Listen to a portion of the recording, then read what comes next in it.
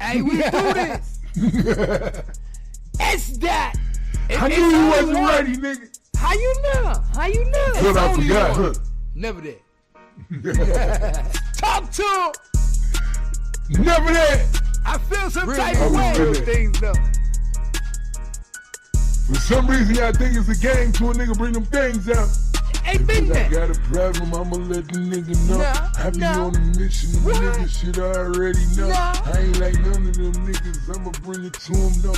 Time to get it in, my nigga, I'm coming. Train to go. I'm the real soldier, the gangster, that nigga let it go. I be outside with them niggas and never fuck. Let them know that you ready, nigga, you gon' have to let me know. I run up in your crib and let about that freak up. Talking about you good, nigga, you know how I fucking be. I be with them niggas acting like they really never be. Talking about you street nigga, you gon' have to show me. Hit you with that shit, you ain't never seen this shit. I'm from Jersey, nigga, the real boy, you ain't really it.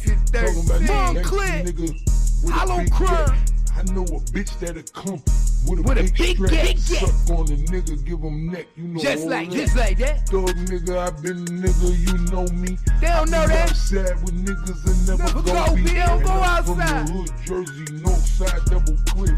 Real gangster nigga, you know how this shit go. Stay on my Used shit. to go Z's up to get my whole fit. Seven real nigga, you know how this shit is. But mama fell in love with the dick. And supply with the dick. So you know I'm I give her the dick. Sincere running shit. Though. Hey, city that I Act my running shit. I don't play no games. I'm from Fort Jersey. Worth running shit. Stacking up that money too. I Jersey running shit. Get him. Get him. Move. She say I'm gangster by the way I do. She already know. Type of talking, you know I'ma keep it really true. Keep it really true. Don't hate on me for all this shit I really do. Getting to the money, buying houses. Let's keep it nigga wanna stop me, you gon' have to take me on my block. I wish he would. Ain't nothing like them nigga posted like a mailbox. I can bring that new route. I can bring a shotty too. AK the big thing, you know how I'm a really. They hating up. A nigga gon' hate cause this bitch be really on my shit. Dick. She know I'm just God body. She know how this shit get 5%. I don't play the games they play. She know I'm in the whip, foreign style. You know the shit that they can never that keep. knock That shit. I I me, keep cause she know that how it's shit. gonna be. Beat 'em up. I'm that nigga, one hell of a G. Play the fourth like I'm that nigga. V12. Don't ever fuck with me when I walk up in the bitch. You know I'm one one hell hell of a G. They gonna always hate on me. They gonna always hate on me. But the bitch wait on me. Let's go! I'm just one hell of a G. Let's go! Hell of a G. What you He already know. He already know. I'm sad, but I'm really so cocky. Like I'm Rocky. like I'm Rocky. I feel like I'm wrong. You already You know. already know. You already know. You already know. What it do, what it do? This your boy Gangsta Cap. You already know what time it is. I got the lowdown for the low now, and this is where it go down. Like, share, subscribe to the page. This the #1 spot on YouTube for on-air interviews and celebrity gossip. We don't make the news. We just break this shit down. What the fuck is good? OMG, man. OMG, man. I know y'all seen it. The whole world seen it. This shit going viral. Man, your boy did some crazy crash out shit. When I'm talking about crashing out at its finest, I'm talking about crashing out at its finest, y'all. We got a dude, man, that straight choked a CPS worker because he took his kids in a room and talked to his kids without him being around. Like, I'm talking about that shit is crazy to me, yo. Like, I don't know, like, and then the crazy thing about it, the dude was so calm, so nonchalant, like nothing was gonna happen. Like I had a whole meeting with this dude, bro. I mean, had a whole meeting with this nigga. Like nothing was wrong. Didn't say nothing about bring him in the room or nothing. That's why I say, man, you gotta be careful. Careful like a motherfucker. Cause that shit right there tripped me the fuck out, man. That just tripped me out. Hold on, let me get it, y'all. Let me get it. Yeah, that shit tripped me out, man. The dude who is wilding, man. The dude is wilding, y'all. Cause I know, I swear, I know niggas will go crazy for their kids. Cause I'll probably do the same thing. But I ain't about to put myself in a position where I'm locked up and can't even be there for my kids. You would have known I came to whoop your ass. We Huh? never had no conversation. That's how I feel, because I understand being angry in that type of situation. But if I had any insinuation that my child was touched and I'm there for a reason, I would have came in guns a-blazing. And I mean, like, I would have wanted to have everybody, because you would have known there's tension there. We wouldn't have had dialogue patiently. I would have needed supervise. You know what I'm saying? You would have known it was. I'm surprised security wasn't there. Like calm. they didn't know that they already had an issue with this guy. You see how calm he was? He went through that whole interview, and even when the guy asked, "Did you have any suspect of sexual, assault to your child?" That would have, if I was so upset, that would have triggered me. As a matter of fact, that's why I'm here today, because this is what I came here to address. Now you took my, you get what I'm saying? Now we're at a situation where we know what's going on. There's understood tension. He cleared the interview, walked out into the hallway, set up the camera, and the guy walks by, fist bumps the guy, and then goes into choking him. That was supposed to be his opportunity to say something. This was your opportunity to come in and make what your issue is clear. You did a whole interview, and your temperament wasn't of aggravation. You get what I'm saying? Because they already spoke to your child. I guess, according to what the guy was saying, he was going to clear this anyway, had he not set the interview to come talk to him. He didn't have enough of anything. That's probably why he didn't record. Because I looked up, and Texas now requires you to record, but a lot of states feel like you can record. It depends. It's on the person who feels like it's. You said Texas requires you to record. Yeah, it says Texas requires you to record. So I don't know if it's requires. Well, that's in Arizona. It says permitted. Well, that's why Arizona says it's permitted. It says permitted. So I guess on the discretion of the worker, he was probably getting ready to close this. Probably felt like it was nothing enough of the story to record. That's probably why they're not giving any type of recordings. He's getting ready to close it. But this guy is feeling some type of way because his daughter is upset, and he's thinking something took place in the room. So nothing is understood here. Before he, chokes him out, and now you're in some real trouble. That's why I'm shocked, because I actually thought he would actually put himself in a predicament where he could actually help his kid, not fuck the shit up. Right. Now you gonna be and then the sad thing is he had custody of his kids. Right. So if you had custody of your kids, now what's gonna happen to your kids? This whole situation, I told you, is traumatic for the children anyway when CPS comes in, because kids love their parents. And you're asking them questions about them being hurt in their household. It makes them uncomfortable, let alone some real issues be going on. You know what I'm saying? So now they're already uncomfortable. She comes to him. She's crying. She doesn't want to go back to school. And as a parent, he's upset because he already probably tired of the CPS stuff because ain't nothing going on or whatever. We don't know the deep ins and outs. You know what I'm saying? But people get frustrated because that's a lot of things. CPS is invasive.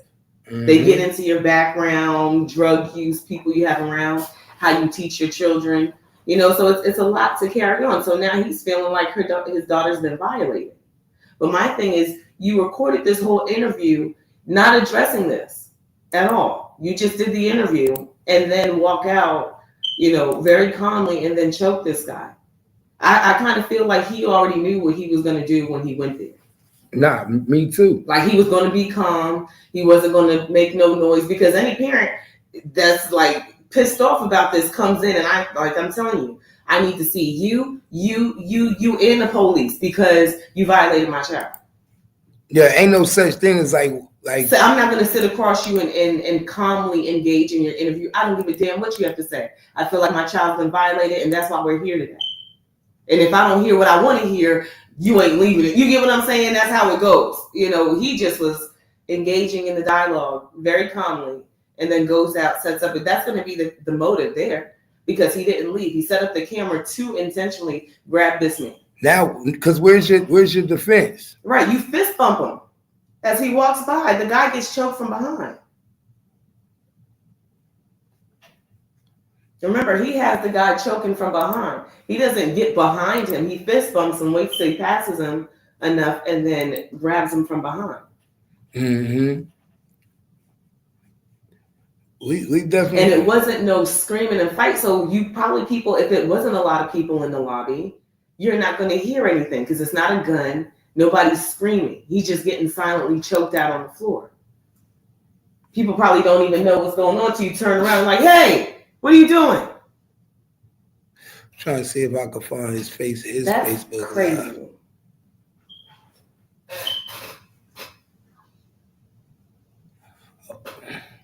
That's crazy. Yeah, it's real crazy. Because the job is already hard enough.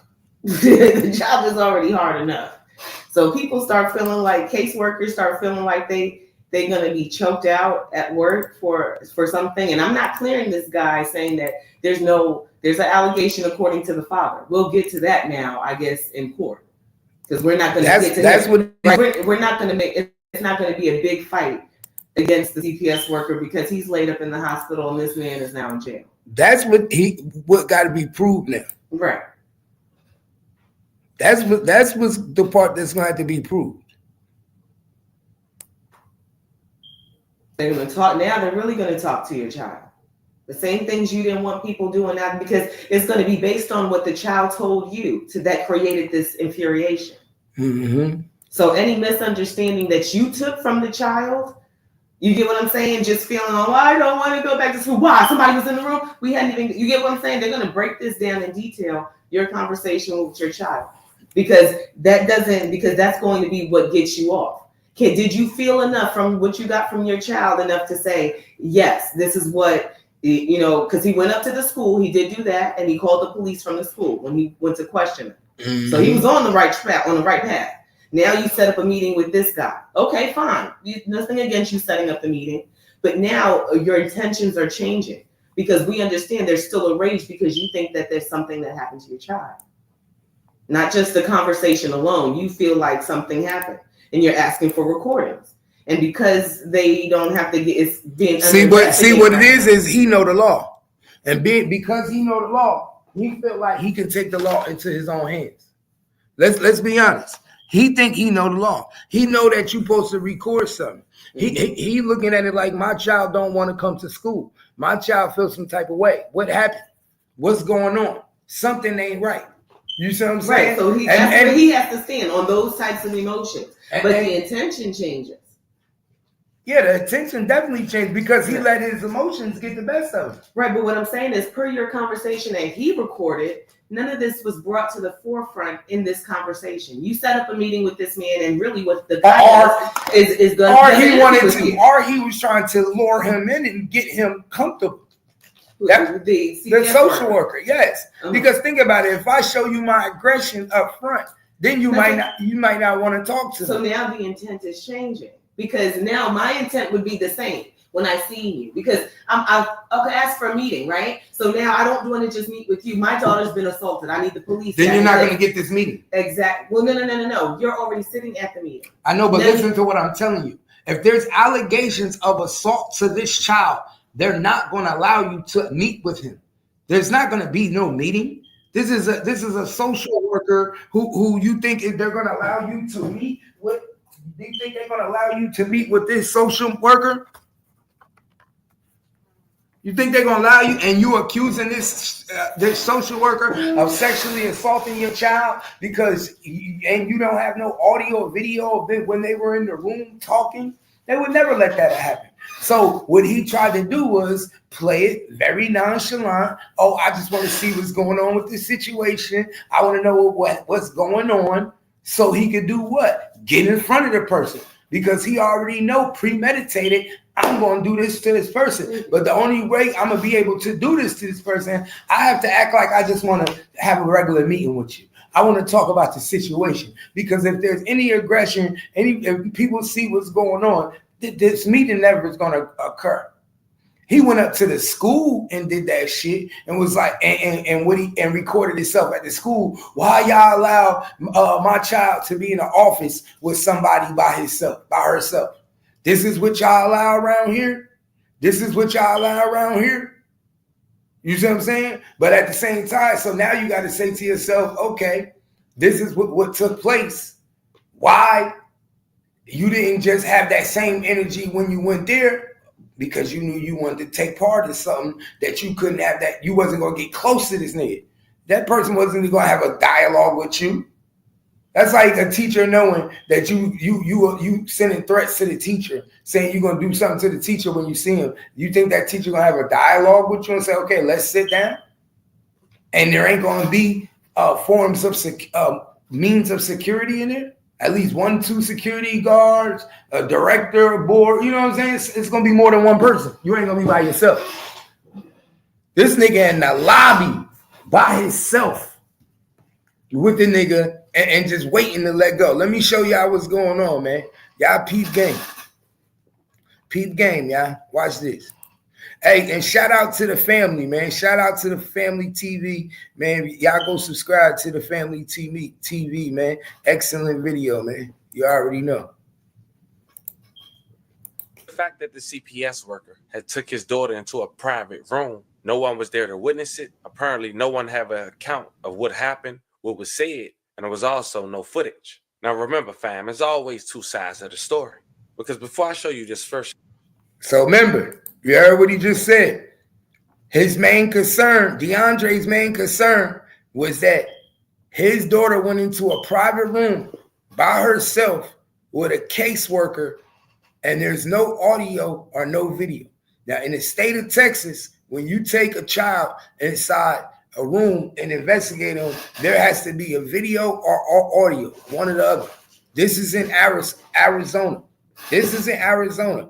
It says it's permitted, but you know, that's them type of words mean permitted can mean under your discretion. If it don't necessarily say that if you have to, it says permitted, that means it's under your discretion. Now that can be a lot of reasons why we don't have all the answers. Let's see. First clip. It's important to know that the CPS worker had claims that Dre's daughter was being abused and also had physical marks on her body. But that turned out to be false, which we'll later elaborate on and how that escalated into more violence. But check this out. You're going to get to know me today. So what I did was I picked up the phone. I already called the cops. They don't want to tell me I need a report or something because somebody need to explain to me why my daughter don't want to come back to school. That's what's going on. I'm just a father trying to give my kids an education. I send my kids to school for an education. They teaching my kids that they can go into rooms with strangers with the door closed and think it's okay not to tell the parents. So look, so his anger is already misplaced. His anger is already misplaced. First, his anger was with the school, right? Because he felt like it was a school fault because nobody called him and let him know that my daughter is in the room being investigated without no video or no audio, and without me knowing, right? And then you have, and another thing, are they supposed to tell you when they come to the school and talk to your kids? The school, they don't have to notify you? No, they can notify you of anything afterwards, but they don't have to. That's the whole purpose because they're Can't hear you. Speak up. They're trying to get a conversation with the children outside of the home environment. So they may start at the home first, or maybe the school first and then home. And that's really so that they can try and gauge the difference from the conversation. So no, the school is not going to call you and tell you CPS is down here for situations just like this because you don't want any confrontation with the worker. See, that should be a state law. If you have them are your kids. Yeah, but the state don't own your kids. And if Right. these are your children, nobody should, just the same way the police can't talk to your minor child without you present, how can a social worker or caseworker talk to your child without you present? I understand what you're saying, but you're saying that off of the perspective because you've done your children right. So no, I'm saying it from a perspective as a parent. Right, as a parent that's done their children right. So when the order of operation someone calls, and we're not talking about as a weapon to just be calling on people. We're talking about when they call CPS and CPS gets that call of endangerment to a child. The person on the end is supposed to be looking out for the best interest of the child. Something's going on there. So they do it for the investigation. They go down there and they talk to the children. Now say the child is getting abused at home. Why would they alert the abuser? We're talking about a situation. But just because I alert you don't mean I'm not going to still talk to your child. All I'm saying is that causes conflict for the child that's endangered by the You're parent. still going to go talk to that child anyway, and the parent's going to find out. You have to understand you're talking from a non-emotional standpoint. No, I'm talking from exactly where they have to be with sensitive gloves. I'm talking from a parent standpoint to have children. I don't care. But you right? have nothing to hide because you don't cheat on your children. So now imagine. I'm talking from both sides. I know how to think from both sides. I'm a street person. My mother had CPS called on her before. Okay. So I'm telling you from both sides. Either way, right or wrong, the state does not own your child in custody yet. You should have the right to know ahead of time that you're going to talk to my child. Should I be able to stop you from talking to my child? No. The state should still be able to talk to your child. But what I'm saying is they should be aware that it's going to take place. No child that don't belong to the system should be being interrogated, and then the parent don't know. Well, now that child gives that parent an opportunity to intimidate their child even more. You can't intimidate your child because 90% of the time when they talk to your child the first time, it's in school or it's outside of the house. What are we talking about? I'm talking about an abused child being under CPS conversation. Yes, and sometimes there are situations that CPS is involved where we're talking about the sensitivity. You're saying that parents should be advised of the, I'm saying that I'm not about the conversation. Who is abusive and the child is the one, because this is Child Protective Services. Why would I alert the possible abuser of this child? Because the child can't take care of themselves. That could be intimidating. So you don't think they're alerting? You don't think the parent finds out after the child talks to them? They find out after the fact. Okay, and so that's alerting them same way. It's no difference. It's no difference if the child go home and say, "Oh, mom and dad, somebody came to my school and talked to me today." The conversation's been had. Okay, so it's still going to be had if you call them and let them know. Listen, we got to talk to your child today. Is it the proper conversation? If you alert someone that I'm going to smack you before I see you, you're on guard. Can't nobody know? So you can't be on guard. You can't be on guard because I'm already. Listen, what I'm saying to you. I think you're not paying attention. Okay. If I'm going to the school to talk to your child, what I'm telling you is that a phone call, if I can be about to meet with your child at this moment, you can't stop me from talking to your child. But what I'm saying is a phone call should be taking place, the state law, to where they have to notify the parent that it's being done, not afterwards, not before. This is somebody's child, not the state's child. The state don't own this child yet. The state doesn't have a warrant for no custody of this child yet. So I'm saying that I feel legally they should have to do it. Do they do it? Do they have that legal right now? No. They do it how they want to do it. 90% of the time they notify you afterwards. All I'm saying is it don't motherfucking matter. Ain't no difference if you notify me before or afterward. It still get done. It ain't like they pulling up to the house and saying, "Oh, we want to talk to you." Now they're gonna talk to your kids first when you don't even know they talking to your kids, like they did him. What I'm saying is, before you do it, it should be a phone call that's made. It should always be a phone call that's made. A parent shouldn't be bamboozled when he finds out from his kid. Then next thing you know, you wonder where this rage come from. That's where a lot of people's rage come from, because they don't find out until their kid's been talked to by a stranger until their kid come home and tell them. It should be some type of different form of somatic rotation of how this should go.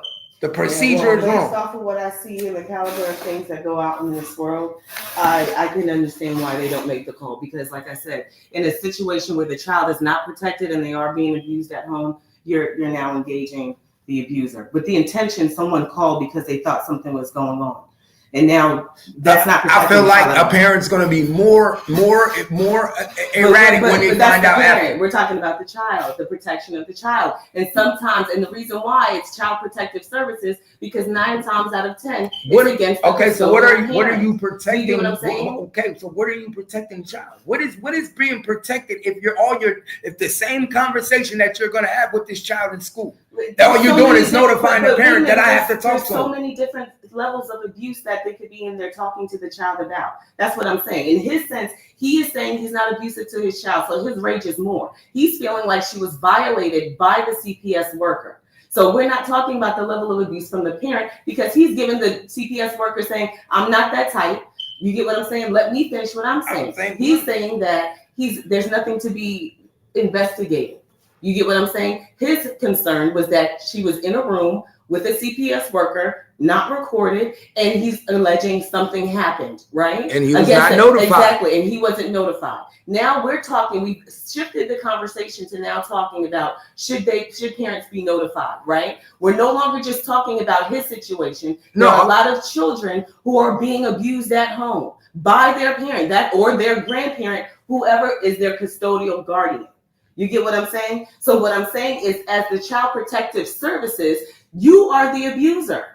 Listen, they should be they're not the protective service officer is not immunity from court. It's not immunity from law, not immunity from being sued. They can be sued just like police officers. And if a police officer has to notify a parent before they talk to your child, so should a caseworker. Ain't no different to me. If a police officer is investigating, if a police officer comes to your kid's school and he wants to investigate your kid for a crime, he has to notify the parent before he can even talk to that child. It should be the same way for a caseworker. Right. Now, these allegations are on you. It doesn't matter. It doesn't matter who it's on. Well, I mean, that's how you feel. I don't think you listen. I'm not saying that you have to notify me and tell me what the allegations are. That's not. You're creating the stipulations as you see. Listen, listen what I'm saying. You're not letting me talk. I'm not saying that the cops have to. I'm not saying that the caseworker has to call the parent and tell them what the allegations are. I'm just saying that it should be a law that the caseworker, whoever, not the caseworker, the CPS, the organization, institution, protected service, have to call the parent to notify them we're about to speak to your child. Okay. We might not have to tell you what we're talking to them about. Ain't no differences when your child come home after they got talked to, because 99.9 of these kids, when they come home, they gonna tell their mommy, somebody came and talked to me today. Daddy, somebody came and talked to me today. So it should be somebody at that office that should be notifying these parents ahead of time that their child is about to be talked to. So you don't have these discrepancies where somebody can come irate afterwards and say, I'm about to tear the house down. I want to get at you, and you. Your job is to protect my kid in the school, and you telling me you took my child into an office by himself? Who got my child? Who did? That's all I'm saying. That's all I'm saying. How he handled it after he's notified, that's on him. But I'm saying the procedures is a little bit fucked up, because the way the procedures is, he ain't the first one that get irate when people find out that their kid's been talked to. No. When somebody feel like their kid's been talked to by a stranger, 3rd grade, his daughter's in 3rd grade. So I'm not saying that they can't talk to him. What's up, Trina? I'm not saying that they can't talk to him, but where's the procedure in this? They haven't switched the procedure. You want them to switch the procedure. Their procedure is what it's been. Tyler B said CPS is suspicious as fuck. They lose children all the time at crazy rates. You feel me? I like I said, I'm not saying the nigga right or wrong. I just don't like the procedure, the way the shit was done. And then you get mad why people come up to irate trying to get at the school. I think that the motherfucking procedure is all the way wrong. I think everybody should be notified when it's their child. You don't own this child. This child is, you don't feed this child. You don't clothe this child. You don't buy this child diapers. You don't this milk. But you gonna tell me what you gonna do with the child and not hit my motherfucking phone before you talk to my child? That don't make no sense. That's why I said, like, come on. That's why people get mad, because it's like people, they think the government, they'll try to do anything they want to do. Take that. We have the control to do this. We have the control to do that. Well, nigga, this is my child. Notify me. Nobody's saying you can't speak to them and make sure that shit great, because 90% of the time you talk to my child gonna tell you something straight. But speak to them to notify me. Yeah, so I don't get talking from that position. There's a lot of shit where it's not straight. Even if it's not, still, even if it's not. You're talking from a perspective of you taking care of your child. Even if it's not, okay. Even if, but there's a lot of children that ain't. Okay, and guess what? And what's the worst thing gonna happen? They gonna get mad and try to come up to the school. You got police, you got security there.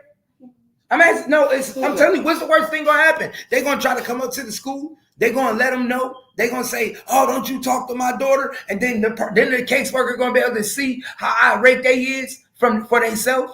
And then they still couldn't stop me from talking to their daughter, because by law I could talk to their daughter or their son. But now we get to see how you act. We see how irate you is when you come up to the school, because you don't want me talking to your daughter. But guess what? You can't stop it. You can't stop it. But I would rather niggas be notified ahead of time than now everybody getting blindsided because that kid went home and told his mommy and daddy. And nobody notified the parent. The parent is like, hold up, how ain't nobody notified me that my kid's being talked to? How come ain't nobody notified me that my kid was going into a room by themselves? I don't feel it should be only one caseworker in a room with a child. I think it should be more than one. I don't think it should ever be one caseworker going to talk to no little girl in no room, especially not no male. When you're dealing with little girls, it should have been automatically another caseworker. Come on, you're dealing with street people, man. Street people. First thing, street people. Some people are not street. There's a lot of things. We're talking about abuse, and I don't think you understand where this realms from. Abuse, it doesn't have any fucking color line. It doesn't have any religion, and it doesn't have any masculine or female. It's abuse, and we're talking about abuse on children. And sometimes it comes upon the rich. We've seen that too. So we're talking about everybody, and we're talking about the stages of protecting children. So it's not about just dealing with street people. We're talking about children that can be possibly in harm. So yes, they have to be levels to protect the child, because if it's child protective services, it's against the person who is custodially has rights to watch out for this child. And a lot of times it's not the good parent who's feeding their child and somebody just called with some bullshit. It's a lot of times where there's a kid that's coming with raggedy clothes. The parent's not there. When they come to school, their hair is dirty and they have black eyes. Or they are being sexually assaulted because they're sexually assaulting other kids at school. So it's not just that. He just happened to be saying, my child, I want to know what's going on, because he felt like his child was violated. But at the end of the day, when they come, those are the reasons they come. We violate CPS with all the nonsense, and a lot of good people get taken under the knife for no reason. But there are a lot of children out there who need the help of CPS. And there's so much caseloading work that they go under the radar and they end up dead and on the news, or they end up runaways or sex trafficked because there's not enough caseworkers to go out. It's a male that has to go sit with a young girl because they don't have enough females, because they're afraid to approach fathers like this. How do you think they're going to feel having to do their job? The good case workers, the ones that's trying to feed by the system, and they've got 32 cases to one person. That's 32 households for one person. And then you have to move on, because every day there's a new case of violation to children, between the children who are really being violated and the ones who are just fucking around sending them to your house. And a lot of cases don't go unheard. So I understand his frustration as a father, thinking that your child is violated. You want to put hands on anybody. But at the end of the day, did we really get the opportunity to go there yet? Because right now, this is just what he's saying. He fucked it all up. What if he felt like this was his only opportunity? Well, then now we're only going to get to see it in court. Because I know, but now it comes out in court. But you mentioned changing the procedures. But the procedures is this father, his situation is different. But there's a lot of children out there that need protection because he could go home and beat the shit out of his child. And we don't know. Because there's two sides to every story, right? There's two sides to every coin. Now, say it come out in court. This girl, his daughter, 9-year-old daughter, was violated when she was in that room by herself with this man. Boom. This whole case is a different case. Changes everything. Now people looking at this man like he Robin Hood. You did what people who wish they can do for their daughters in this alleged situation. And we all know everybody wish they could do something in situations like this. Right. You know what I'm saying? What if more cases come out about this guy? I'm just saying, I have a funny feeling that everything ain't came out yet. Like, I don't think that this rage is coming from just you talk to my child. The way he keeps saying, my daughter's scared to come back to school. What did he do to my daughter in that room? I need this. Where's the audio? Where's the video? It's almost like he's implying something happened. He's implying that's his whole intention of being there, because he is the one implying that something happened. That's the whole reason of him choking this guy out. Because not just because he's being investigated, he feels that something happened with his child. And because nobody's giving him the answers that he sees fit for him, he's gonna find his own. He resolved it on his own. Now we didn't even get to. And what if they got video? We didn't get there yet. They said, "Sir, I can't give you anything." They said there ain't no video. Right. Well, this guy alleges that they were getting ready to close the case. We heard that twice this morning. The guy, they said the daughter that the alleged was the damage is done. And there was no the damage is done now. That there were no pictures. So I guess after the investigation at the school, he was going to close it. He would not have done anything had he not asked for this interview. So he interviewed. He can't close. But that's not what he doesn't know this at this time. But that's not what he there for. He not there for because what are you going to do or what are you going to do in this case? I'm here because my daughter is saying something happened to her in this room. Right. She don't even want to come back to school no more. So that's why he's there. Like I said, he's playing it cool in this interview because he wants to get close to this man. I needs to get close to this man. I needs to make him want to talk to me because this man ain't gonna want to talk to me. I ain't gonna see this thing. How do I get in front of this man that my daughter is saying did something to her allegedly? So that's why when we watch the interview, you will see he clearly, while he's talking to this nigga, he in a whole nother mind frame thinking about what he gonna do and how he gonna do it. He's already plotting it out. Why he's sitting there with the dude. Now, like I said, could this nigga be what they call that? Could he be what's the word I'm looking for? Paranoid? And ain't nothing happened to his daughter, but because he heard the situation when his daughter told him how he talked to him, she talked to a man in the room and and now he's so paranoid because I seen that too. Niggas done took so many fucking drugs, right? That they paranoid just to hear certain shit. He paranoid and thinks something happened to his daughter, and nothing did happen to his daughter. But his daughter don't want to go back to school because of the fact that she was in a room with somebody that she don't know. And she didn't want to be in that room with him. You know what I'm saying? So you got that factor. That could, or we could find out later that this nigga allegedly is a creep. And there's more than one victim, more than one child. And this is what he do. And this opened up a big case on the nigga that got assaulted. It could go so many different ways. All I'm saying is trust me, it'll be a wild case if it come back and find out that man did something to that man's child in that room, and it come out. Whether it's through a rape kit, whether it's through DNA, if they find out something and say this had something happened to that man's child allegedly, people gonna be looking at it like, ooh. Then what you gonna be saying? You gonna say he deserved it? Then niggas would be like, oh yeah, I would be looking for my husband to go do the same thing. You better go find that nigga, huh? But you know some of these niggas be so dumb. They be brief. They move. But you want me to add logic in there, and then I don't want you to add logic in that because I know he's done that. Right, so I don't expect no real person of his couch. Because remember, he's an aspiring rapper. He's already in the street. I don't expect him to say, "Oh, let me go to the hospital first. Let me call the police." Today is exactly what was going to happen with a street nigga like this. Yes. So, yes.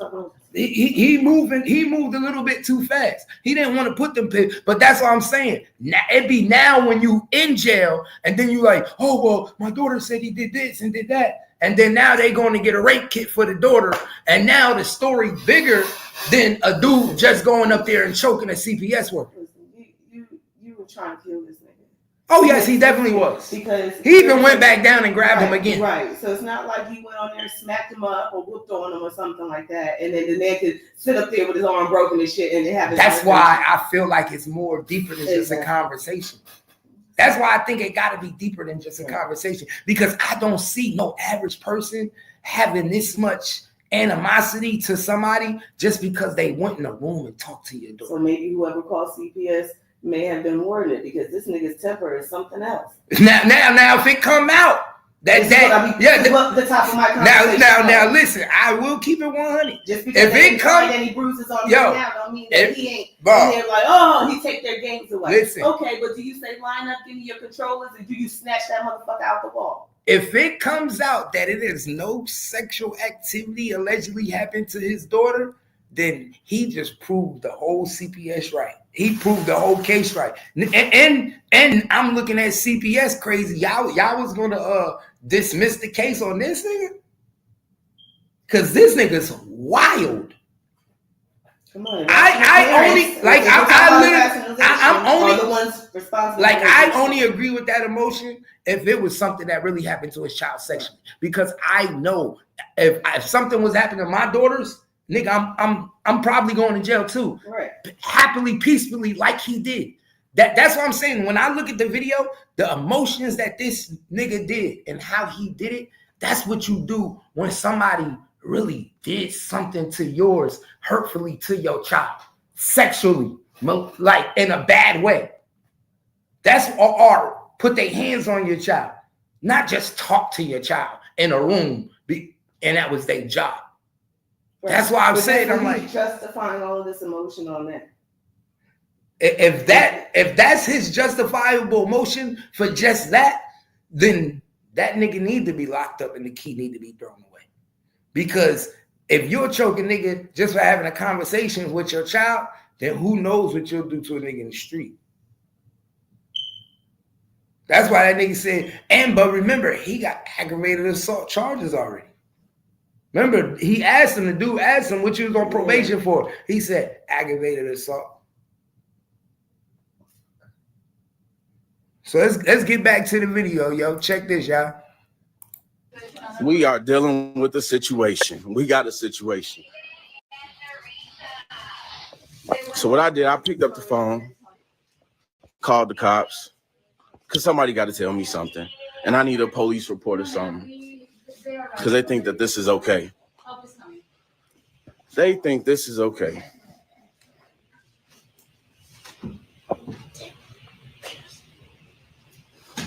My daughter don't want to come back to school. Yeah.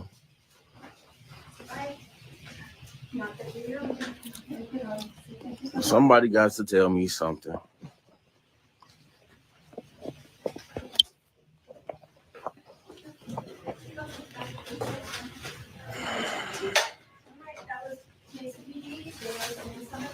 Oh, I know they are. I know they are. Join the Uplift family. We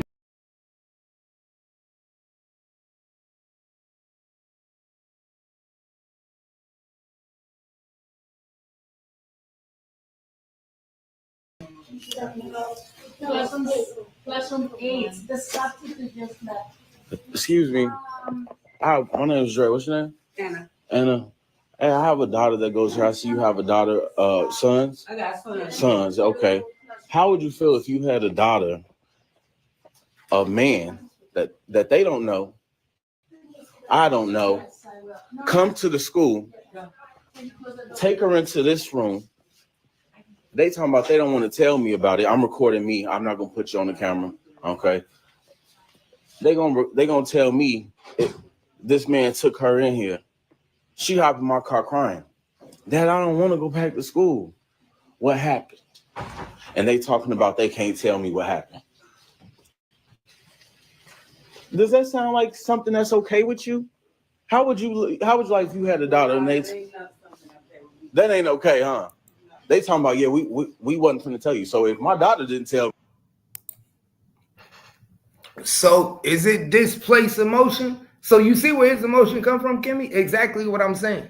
His main thing is that the fact that nobody contacted him, nobody let him know. So he's going into a radical stage now, because if my daughter didn't tell me, then I wouldn't have known. Right. So that's why I say maybe the procedure need to be switched a little bit. Not saying because but his whole thing is, one, that he was not informed that his child was speaking to the CPS worker, but he wants to know what happened. He's going off of the emotion that she's been violated, not just by speaking to her, because he said, should no man be in a room with a little girl alone? Yeah, he's having a conversation with a woman in the especially room. If it's not audio and recorded, right, because we don't know what he's doing in this room. So these are all of his feelings that is corresponding into what came to the outcome. Choking this guy to pretty much take him out because he didn't want to stop. Those are his emotions. This is all his ideology right now. We have to get to the actual. And who knows the trauma that he already went through in his life and seen people. He might deal with trauma for something that happened to other people that he know or happened to him dealing with molestation. Who? Him. Because but that's not our problem. I'm not. Because now that's going into his history. Then that would explain more to why we need to talk about it. And why he reacted the way he did. Fair. That's for his lawyer to get. I'm acting like a lawyer. What I'm saying, lawyer, gangster lawyer. That's what he's saying. His actions, when he recorded everything, completely different. It changes from that. That level of rage is insane. The premeditation of it is what's going to get him in trouble. But you thought you were being smart by recording this shit. But if they could prove that something sexually happened to his daughter, it's not hard to have one sympathetic juror. Yeah, we're gonna have to prove that. They're gonna probably do a rape kit on his third grade. But even if she didn't get raped, but she say he was touching on me. Okay, they're gonna speak to her. I know. This is what I'm saying. They're gonna speak to her. This doesn't stop here. Now she's gonna sit in rooms with a lot of other adults, and she's gonna be asked invasive questions, and she is, because of where they are right now. So your concern was the one CPS worker. Now it's going to be the other CPS worker. Tyler said, "Oh yeah, I'm going to prison." He said, "Nah, you gonna believe your daughter over everything, especially she come to you crying in fear." Said, so you as a father, your daughter come to you to the car, she crying. Who knows what she told this nigga? Well, that's what we're gonna find out. Exactly why I'm saying now I hope that's what it is. Because now she's going to, and you didn't just go off on a tangent, like you said, emotionally upset because you talking to my child. I hope that is the insinuation. I hope that's what that child told you. Because they're going to, you thought she was traumatized before. She is about to be traumatized again and again and again. This is a third grade child. While we're dealing with adult emotions and adult mishaps, this third grade child was already traumatized and upset, crying to her dad because CPS was speaking to her at the school. She don't want to go back to the school. Now, if she was sexually assaulted, that's going to come and justify you in the end. But if you misunderstood that conversation in any way, it's going to get found out. Why? Because she's going to have to speak to a lot of people now and relive this all over again. And kids get all emotional. They may change stories. You get what I'm saying? This is the trouble with speaking with third graders and now seeing your dad go to jail over this situation, something you told them. Mm-hmm. Now I got to sit, now I'm talking to the police. Now the CPS worker they bring in now is a female. And she's going to want to see, okay, well, why would your daddy feel that that's what you were saying? Did you tell you? You get what I'm saying? These conversations, it gets so messed up for the child. It's not even funny. The child about to go through it. She about to go through it. She really about to, because if you really... Because they have to analyze this. This man almost choked this. We want to make sure we're not releasing this man to still do cases if he's touching children. And I totally believe he's under that impression. Yeah, he is under that impression. That's why he choked this guy out. But now, like, I don't think he's under the impression, oh, this man just had a normal conversation with my daughter. I believe he really feels that this man did something to his daughter. And that's why he acted and reacted in that way. I'm hoping that his actions were justified. I really am. I'm hoping that he wasn't misunderstanding or just going off of erratic emotions and this man just did this all for nothing. I'm really hoping that, not for the graces of the child, no, I hope the child wasn't violated. But I hope that there will be some ratification here, because I hope this is not going to be all for nothing. Because now you took yourself away from your child. And remember, this is a man who got custody of his kids. Right. He's the sole provider. The mother's not in their life. He had custody of his daughter. Right. So he's a protector. Right. That's what I'm saying. I'm hoping that this is the case. That this guy is going to be outlived and we're going to find out some real information. And it's not just a misunderstanding. Because you can't misunderstand shit like this. When your child tells you something, yeah, you're hot. You're going to basically your protective emotions. So I understand his emotion. But we've discussed it by talking about his background. You know what I'm saying? So he's had irrational altercations before because he, was on, what was it, probation? Mm-hmm. I'm hoping that this action was justified and it wasn't just a black man losing it because he didn't have all the full information. Hey, watch what he say, y'all. Check this out. Tell me, they wasn't going to say nothing. Yeah. And they think I'm supposed to be okay. Did you ask your daughter what was said and what happened? I need to hear from some grown folks.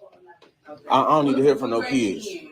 She in third grade. Oh, she in third grade? Yeah, okay. She in third grade. Yeah. Oh no, she can very well talk, because she very well expressed herself that she don't want to come to school no more. So I'm trying to. I need to know something. Yeah. I need to know something. They gonna say anything. Oh no, I know already. I picked up their phone, called the cops real quick. Yeah. Took her into this room right here with the blinds closed, and think it's okay. We got a situation. Because who kids you playing with? People don't play about that. With the blinds closed. With the blinds closed, y'all. She said he took her in the room with the blinds closed. So what else did she tell you? Yeah. What else did she tell you? Something is not being said. Something is being held that we don't know. You see how he feeling. He made it known to be said that he took her in the room with the blinds closed. So he's insinuating something.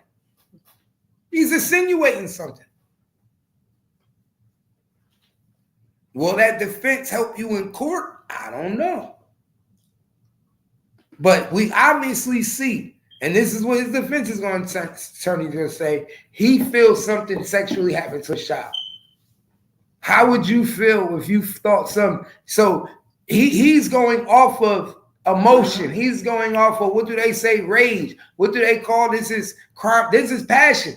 His passion for his daughter is causing him to think all types of paranoid emotions. But do our passions sometimes have us think that? And I'm not saying that his child's lying, because I would believe my child 100%. I'm just saying he's not clearly saying, he's insinuating with dancing around, because he didn't say, did he touch my daughter? He keeps saying, in the room with my daughter alone, no man should be in there, blah, blah, blah. He's using that. So we as people get the inference of what he's trying to, like, brother, I know exactly what your rage is about, right? But do we sometimes, and I'm just arguing both ways, because I feel like, I hope he's doing the right thing by his child, and it just wasn't a misunderstanding because he's had irrational points before. But could it be sometimes we hear things out of passion? I'm just saying his whole setup with the video is a little scary to me. It really changes the vibe for me. Because I feel him going to the school, talking to people. I would have done that too.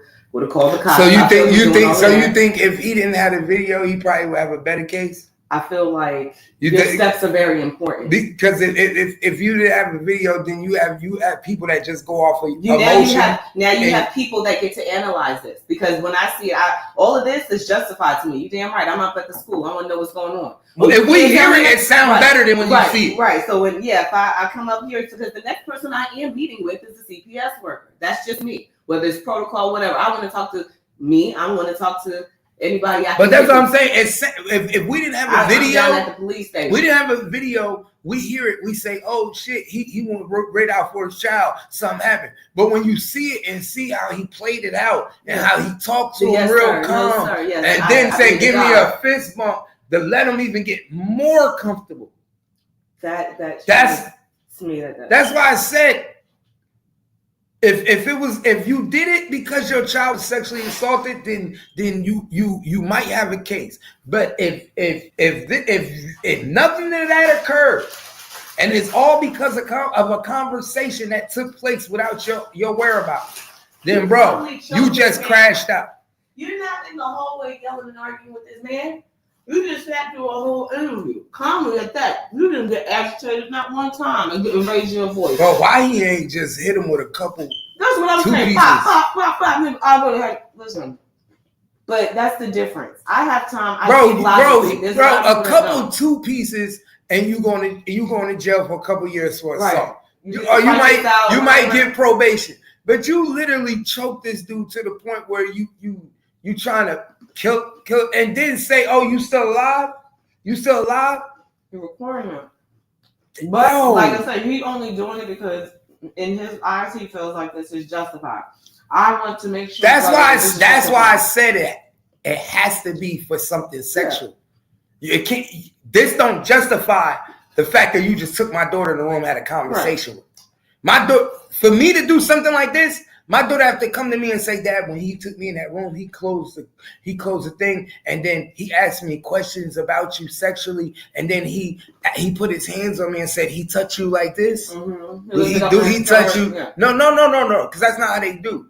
What they do is they'll ask you questions. Have you ever been touched before? Mm-hmm. Do you know what it means when someone touches your breast? Mm-hmm. Do you know what it means when someone they try to understand if you know what wrong touching is? And wrong touch. So then, is he one of them people that be like, did he touch you like this? But that is sexual assault then, Keith, because they're not allowed to touch you. Exactly, but that's sexual assault. But what I'm saying is some children from 2nd, 1st, and 3rd grade don't understand what sexual assault is. Right, but then then we're confirming that that's what he does, and he would be a sexual assaulter. No, so I'm not. Yes. You're explaining that if he went in the room, if he's that type of person to put their hands on and physically touch, I know what sexual assault is. But what I'm saying is that child necessarily don't know to say, "Hey, Dad, I was sexually assaulted today." No, but your child going to come and say, "Oh, I talked to this guy, came and talked to me today, and we were in a private room with the door closed." And then she might say, "Yes, he grabbed me here." All I'm saying is, if that's what occurred, if that's the other side of the coin that nobody knows about, that he's going to say, "My daughter told me she went in the room. He was asking her and he said, 'Oh, did he ever touch you like this? He touched her here. He touched her here.'" You know what I'm saying? Because some of these dudes think that in the midst of interviewing you, they can't. That's sexual assault. Like, I know they can't. it. They're doing like it. no, doing because you talk in circles. No, if he took a child in the room and he's trying to demonstrate, because you guys can't see, and he's trying to demonstrate by physically touching the child, that is sexual assault. The father is right then. He has every means, and if he goes too far, that's how far he crashes out is on him. That is sexual assault. Could we be in this situation? But when they're asking questions, they ask questions. It still can make a child feel uncomfortable. All I'm saying is I'm hoping his shit is justified. That's what I'm saying. That could be because I don't wish any bad dealing on the child or having to have that experience. But I'm saying I hope that is what the case is so that we can prove that this guy is conducting cases and he's touching children. That's what I'm saying. What if that could be argument that's what I'm saying. He ain't even made that real art. It's like he's implying. He's implying. That's what I'm saying. He's applying it, and we are insinuating what he's applying because we live in the real world and we know what that means. You get what I'm saying? Because he said, "I don't want to hear from no child. I want to talk to an adult." Well, did you really clearly talk to your child? What are you asking of us? Now that's a key point. He did say that. But what are you asking? He said, "I don't want it," because the mother in the lobby said, "Well, your daughter's in what grade?" He said she's in third. She understands very well, and she's able to talk. She was able to tell me what's going on.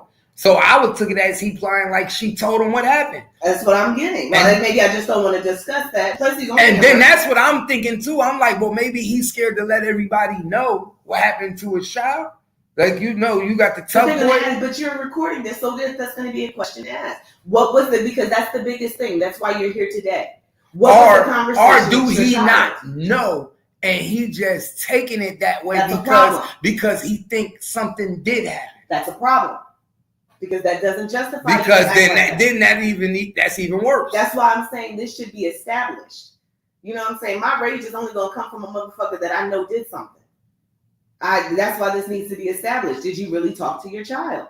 That's why I said sometimes we're emotional for our kid. And they come in there like, I'm fucking sick of this. They already came down to the house. You know what? I'm gonna go talk to them. Are we bypassing things, or is this child being violated? Because this guy is responsible for other cases. That means there's other children that can be violated too. That's why I said if it is, it's gonna come out. Right. That's why I said if it is something wrong, trust me, she ain't the first one. It's gonna come out. About their kids. No. You wait. You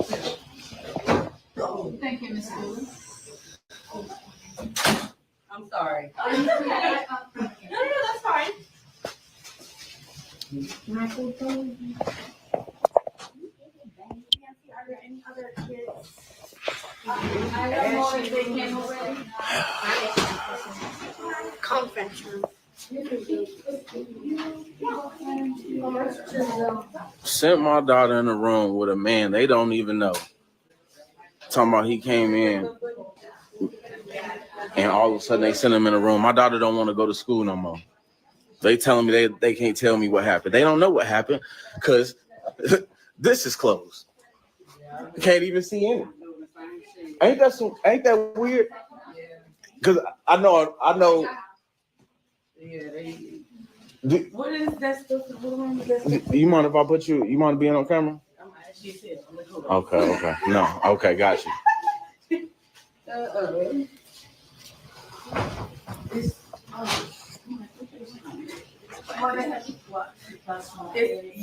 all the way on the other side. He left his keys back there. You can find it because the soft left. It was just good. I thought it was just. Go ahead. You eat your food. Thank you. Oh yeah. Oh dang. Okay. Oh, it's okay. You getting a whole bunch. I hope you get that salt. Boy. Oh, I'm on it. That's a wild one, ain't it?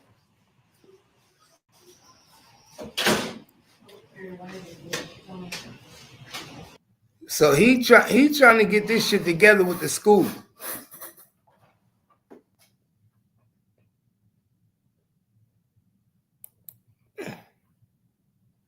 The cops come. The cops gonna come, y'all. Watch this. Tell me. my daughter doesn't want to come to school now. So what's happening is they're saying they can't tell me what happened and why my daughter don't want to come back to school, and I need some answers. So that's what's going on. Have you set up a meeting with the principal? No, but I need to speak to somebody today. I need a police report filled out. I need something. I need something. Right. Well, I need something in writing. I need something. I need some type of documentation. all right. Well, here's Miss Kiki. Great.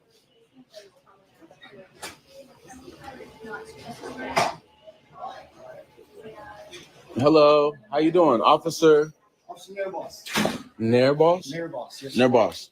My name is Mr. Johnson. I'm trying to figure out. Okay. So apparently a man came yesterday. Okay.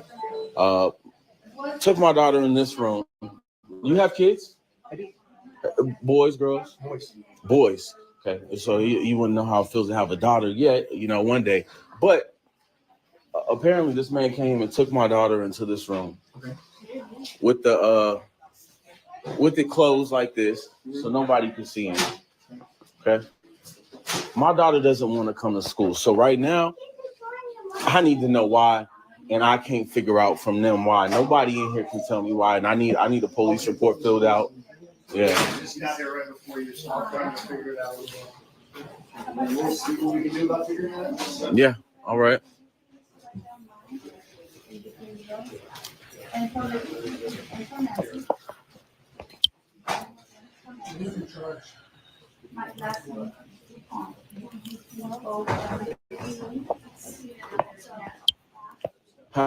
Officer, how would you feel if somebody took your daughter in the room? A man took your daughter in the room.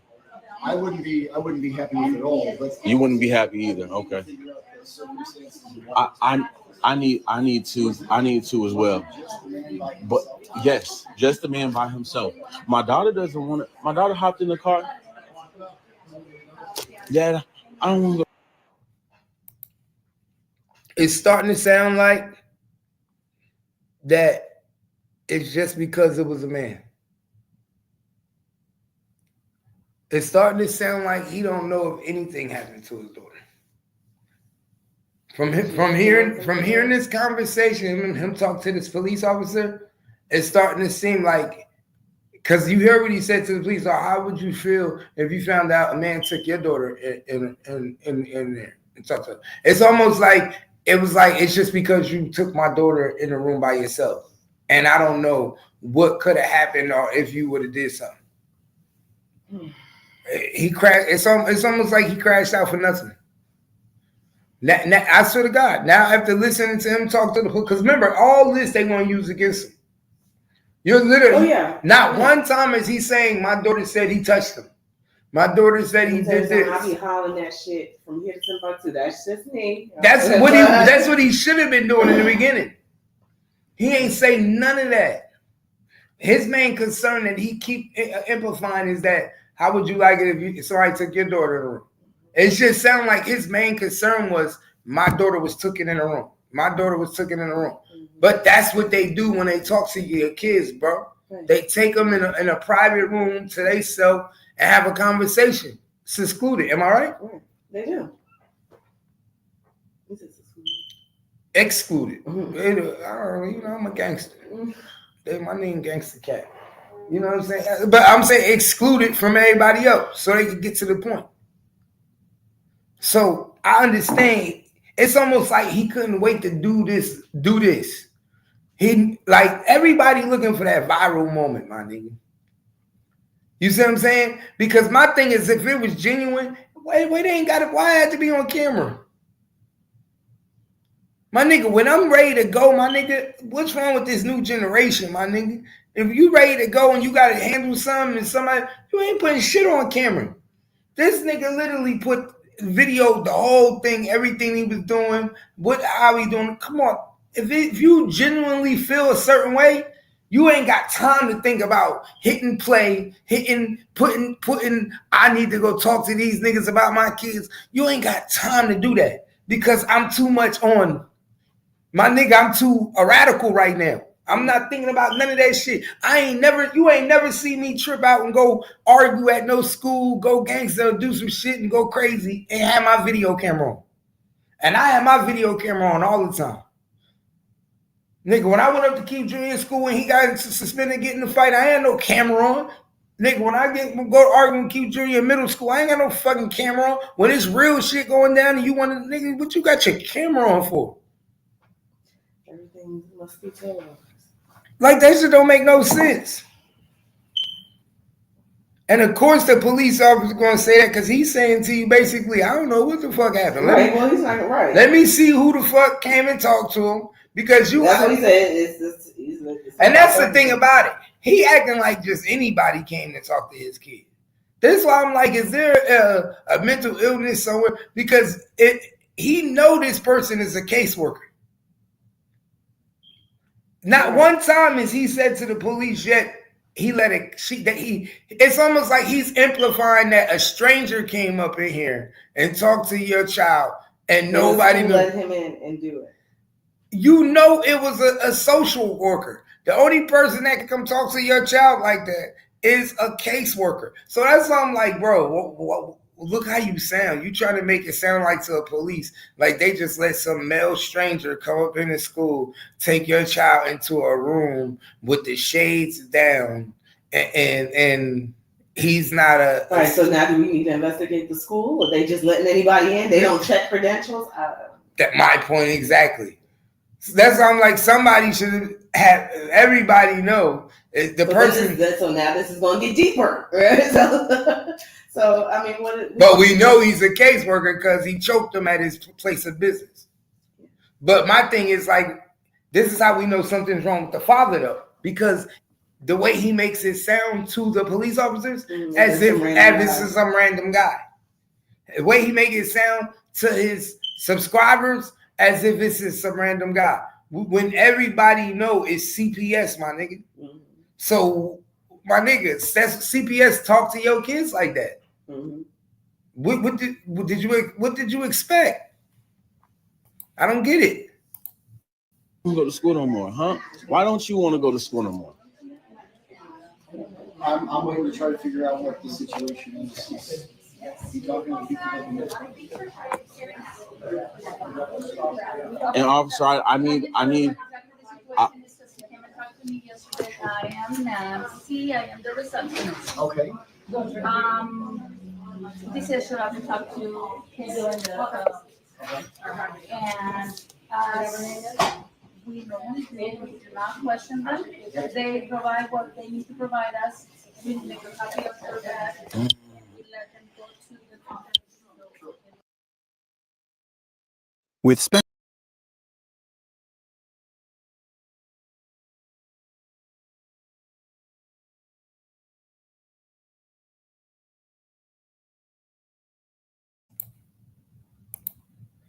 So as y'all see, she just said, whenever CPSs come to their school, they do not question them. So that's a big question. Should CPS be questioned when they come to the place of business to talk to children? But she said question them. So what do you mean by question? Like they do not stop. They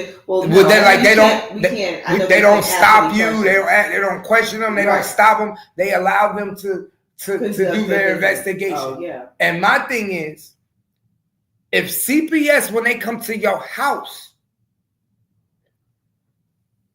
can be stopped by you because you're the parent and not be allowed to conduct their investigation. Because when CPS come to your house, you can tell them, get away from me. And they'll have to either go get a warrant, go to the judge if it's bad enough, or they'll keep trying to get you to talk to them. Right, to continue the investigation. But you don't have to talk to them. There's no law that says you got to talk to them. If you can stop the investigation because you're the legal guardian, you don't think should be if you put your kids in possession of a school from 9 to 8 to 9, 8 to 3 in the afternoon when they're in their possession, that's an extension of you. Yeah, but you're not their legal guardian. You're just there, so you can't make that type of decision. Like I said, you're. So that's what I mean. Where they should, I know. So that's what I'm saying. They shouldn't be allowed to make the decision to allow somebody to talk to your child when you give them possession of your child. these are situations where you're still talking from the perspective of the parent that is doing right by the child. No, I'm talking from so if I'm here to protect the child and I'm CPS, there's something against the child happening at home. Then take action. And I come to the school where they reside. So whatever city, state has with CPS, because they all work under these entities, especially if they can just come in and speak to the child and they're not questioned, then it's in the protection of the child. If I work at the school and I stop the CPS worker to ask them why they're here, that's not, now I don't know who you are. I engage you in an investigation. I don't know who you are to the parent, who could be the abuser. Remember, we're still thinking of the parent as the abuser, not as the parent with different situations. But no, at the time, so the job is standard. The child at this point, the parent is predicted to be the abuser. Remember, you're guilty but until I'm proven still innocent. But that's doing the investigation. No, you should be innocent to be guilty. Well, that's how your perspective that's is. Law. But then you're asking about why the situation is the I'm way going it is. by law. So then you're asking why the situation is the way it is. So that's the standard. So you are the abuser until we can prove that you're not. So we don't need. That's the problem with the system. We don't need to speak to anybody, but that's your personal opinion. A lot of people say, yeah, that's my personal opinion. Is what got me talking about this right now. That we have a problem, and the problem is that if I give my child to you, that's like if I give my child to a babysitter. If I give my child to somebody, if my child is in your possession, you are an extension of me. And at that time, nobody should be able to talk to my kids without talking to me. But this child could possibly be abused. Who are you to stand in the way of trying to help this child? You're still talking about from the perspective of children that are not being abused, and we're just here on a visit. We're talking about abused children. If they come knock on your door, you still could tell them to leave the parent or the legal guardian is going to tell them to leave the yes. They're making that upfront. They're still going to do They're making that upfront decision. They're consenting at the time at the door. So if I sent my child to school and that's my child, which on grounds of abuse, it doesn't matter. You didn't go to the judge. That's what court systems are for, Kareem. I mean, Kimmy, that's what court systems are for. Then go to the court, because half of the times when they say they hear on legal terms of abuse, it's because somebody made a call that don't make no sense.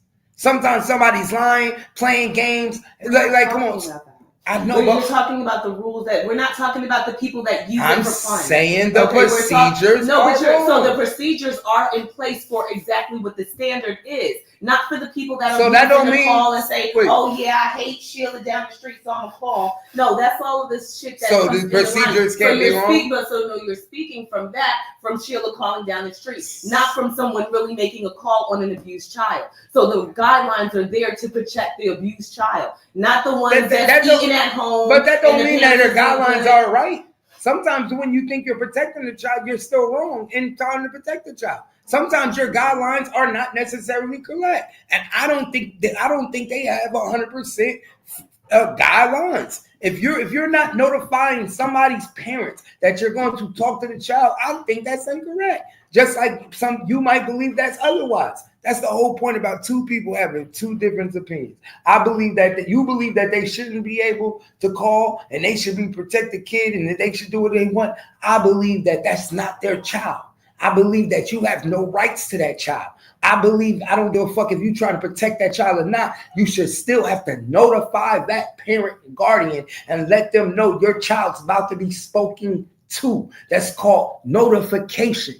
Just like if a police officer wanted to talk to my child, they have to say, "I'm about to talk to your child." If you got to talk to my child before you give my child life in prison, why shouldn't you have to talk to my fucking child if you going to talk to him about being abused and something happened to him or something? Come on, it don't make no sense. It's the same thing. You should have to notify the parent. The parent should be allowed to sit in there if they want to. It should be none of that. Everything, that's all intimidation. Because what they do is the parents. Yes. You want to know why? Because you want to know why? No, you want to know why? I'm gonna tell you why. No, I'm gonna tell you why. I don't know where you're coming. Listen, I'm gonna tell you why. I'm gonna tell you why. Because even they'll tell you. Even Dr. Phil, some of the psychiatrists will tell you.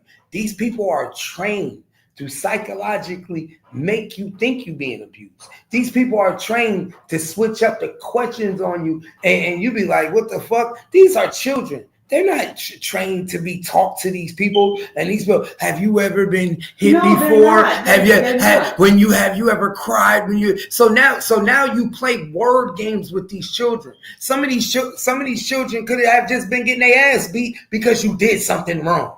But when you dealing with the way these niggas know how to play the game and trick the words, just like how these detectives do, when it's a way that you do things, and when you do it a certain way, what happens? Now you got people that was innocent that went to jail, right? That's been innocent for stuff that went to jail, and because they didn't know how to talk to the trained detective that was interrogating them. When they was talking to them, they went to jail for something that they didn't even do. But people end up admitting to a crime that they didn't do because the way they was being interrogated. Ain't no difference when you got a CPS counselor who went to school for therapy or went to school for psychology, and now she talking to the kid, and she done got this kid thinking that a regular ass whooping is abuse. She got this kid thinking that a regular, it's how they do it. Now you're playing semantics against rules. How am I playing? I'm giving my opinion. No, you're playing semantics. You're bringing all of these scenarios in here to justify like these rules. I'm giving the reason why I feel like certain rules and regulations should be changed, and why you shouldn't be allowed to talk to people without video. There'll be no standard because it's all many different scenarios with you. That's why there has to be like one fucking basic rule, and it is to protect the children. If you don't understand that, I don't know what I'm saying. All I'm saying is you should be videoing at all times. All I'm saying is shit should be audioed at all the times. All I'm saying is the parent should be there. Even if the parent is not in the room, the parent can be what? Outside the room, outside a window. But guess what? There should be no time where you're talking to somebody's child and they not be notified or they not be there. You mean to tell me that parent couldn't have been notified that his child was being talked to, came up to the school? You're not allowed to go in that room, sir, because your child is being talked to, but you're more than welcome to stand outside. You're more than welcome to look inside to make sure your child is not being assaulted, or you know what I'm saying? That's all I'm saying. For all we know, they probably got a camera in that room, in the conference room. That's why they got the shade like that. Because if you notice in the video, they got cameras in the office. So I'm pretty sure they probably got a camera in the conference room. In the conference room where he said the guy took his child in, I'm saying that they probably no, what I'm saying is his actions, the way he acted. I don't defend what he did. I'm not saying I defend what I'm saying is his actions of why he did what he did was because he don't have a right mind.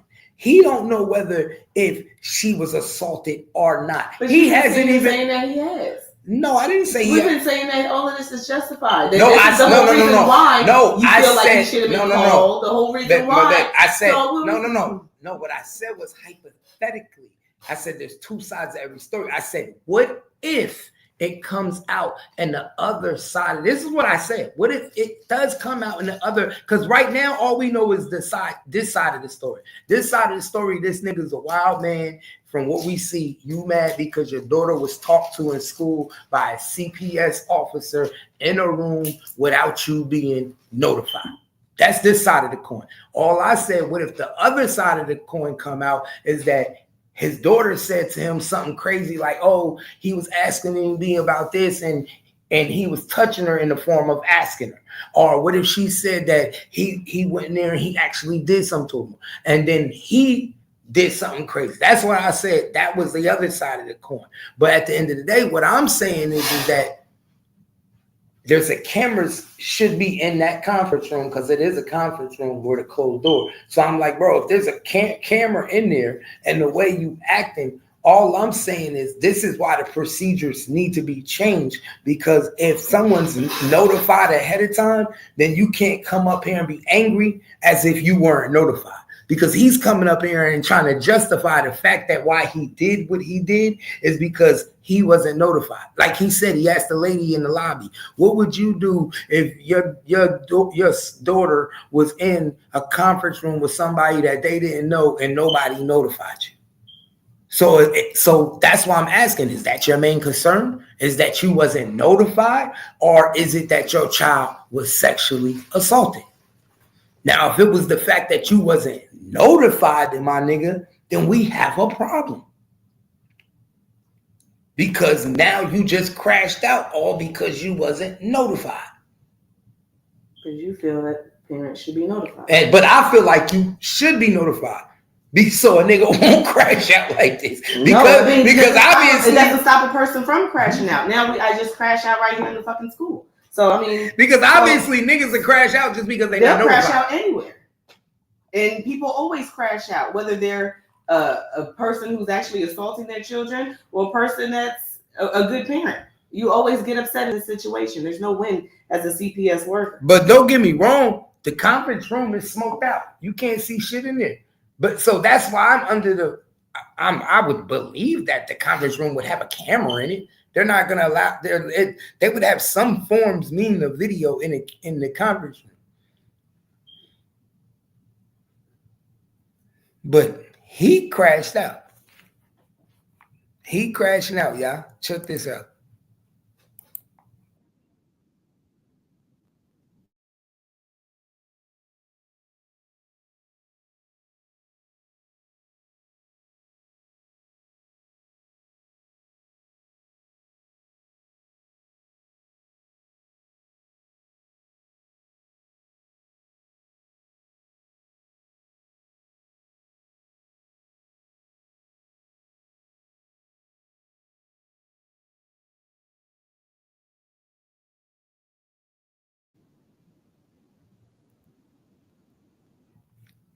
Okay, so as you see, the people that work for the school is saying, I don't know nothing. It's not our job. We don't ask no questions. We don't know. We don't want to know about the incident because we don't want to judge the parent. We don't look at your kid. That's not between us.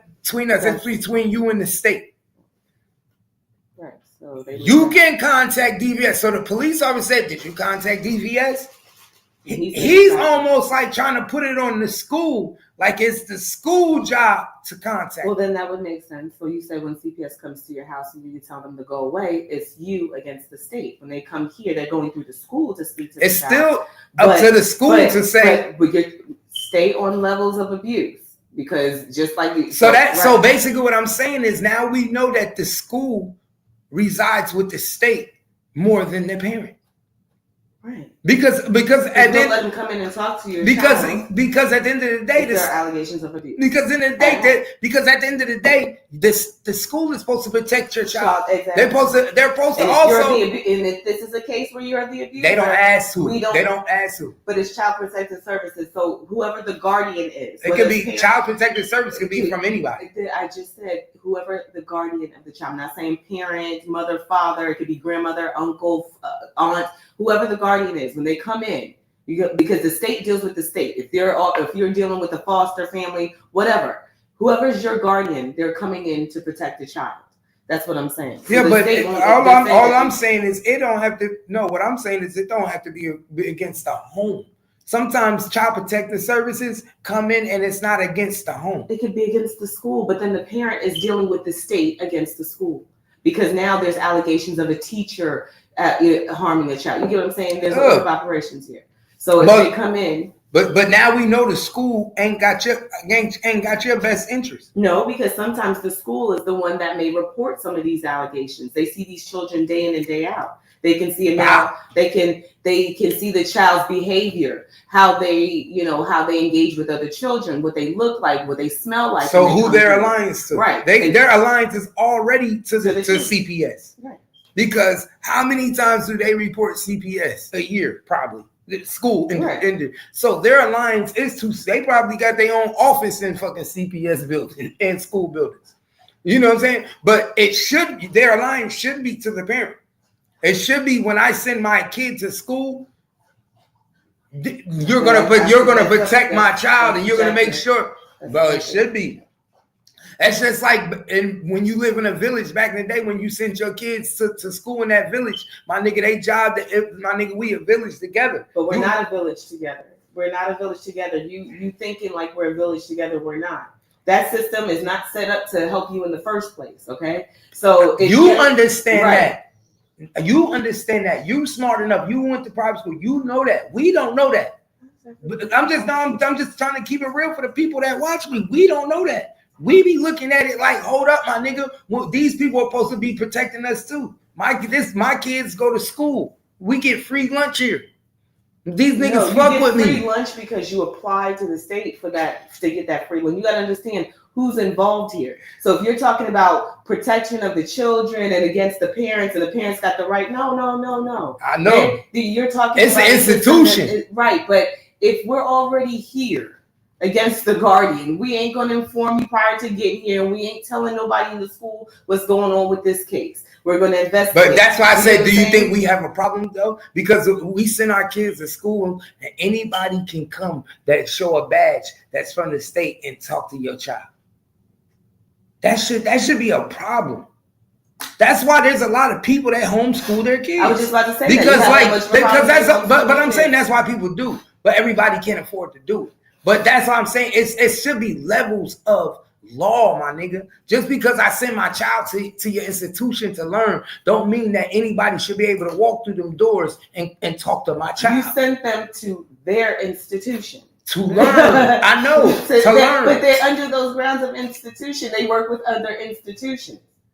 So they're already involved in the institution. So what do you have to do? Engage in the institution. I understand that, but I'm just saying that these are the things that people don't pay attention to. They don't pay attention that when you send your child to school, anybody that can come in there and talk to your child. All I'm saying, and this is where I'm coming from.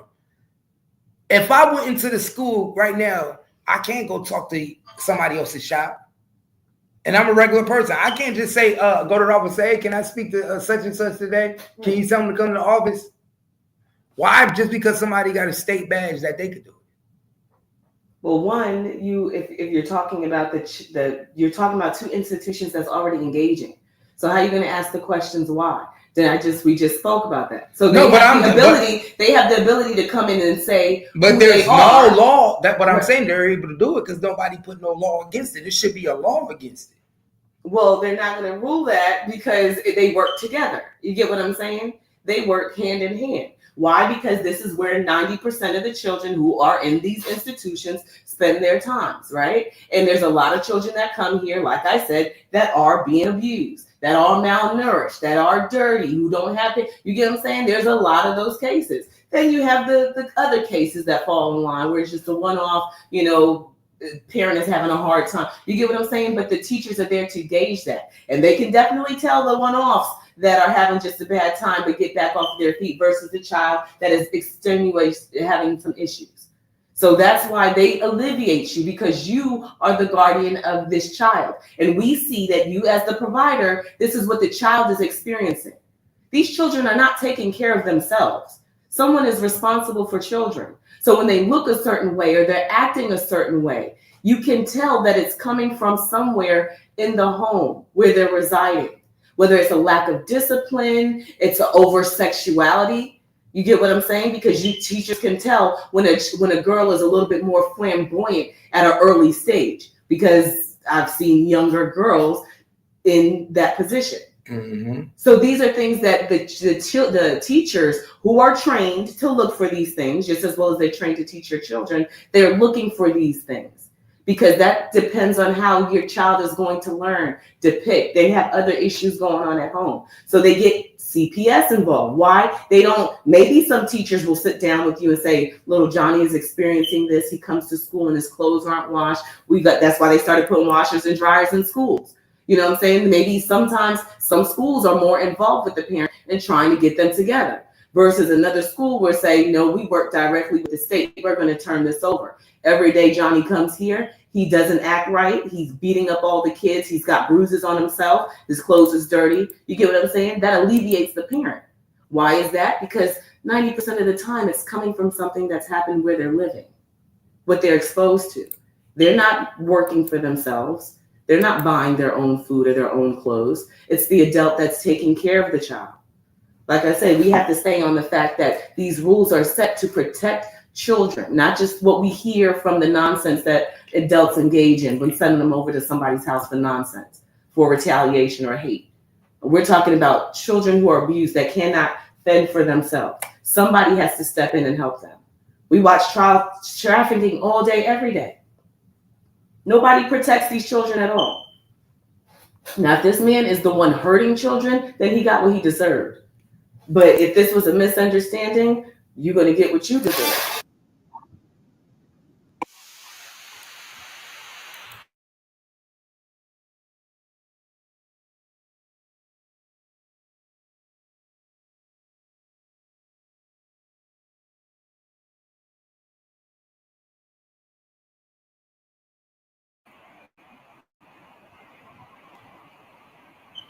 We provided to you from DCS. It's not the school's responsibility to provide that. That's from DPS. You want to try calling them again? I gave you that information to you, and I need for you guys to tell me. I drop my kids off here. I expect you guys to be protecting my kids. They also have policies and procedures. They have policies and procedures and everything. That's cool. I need something in paper now. So now that they didn't tell me, and my daughter told me, and she doesn't want to come to school. Didn't I tell you he was going to say that, child?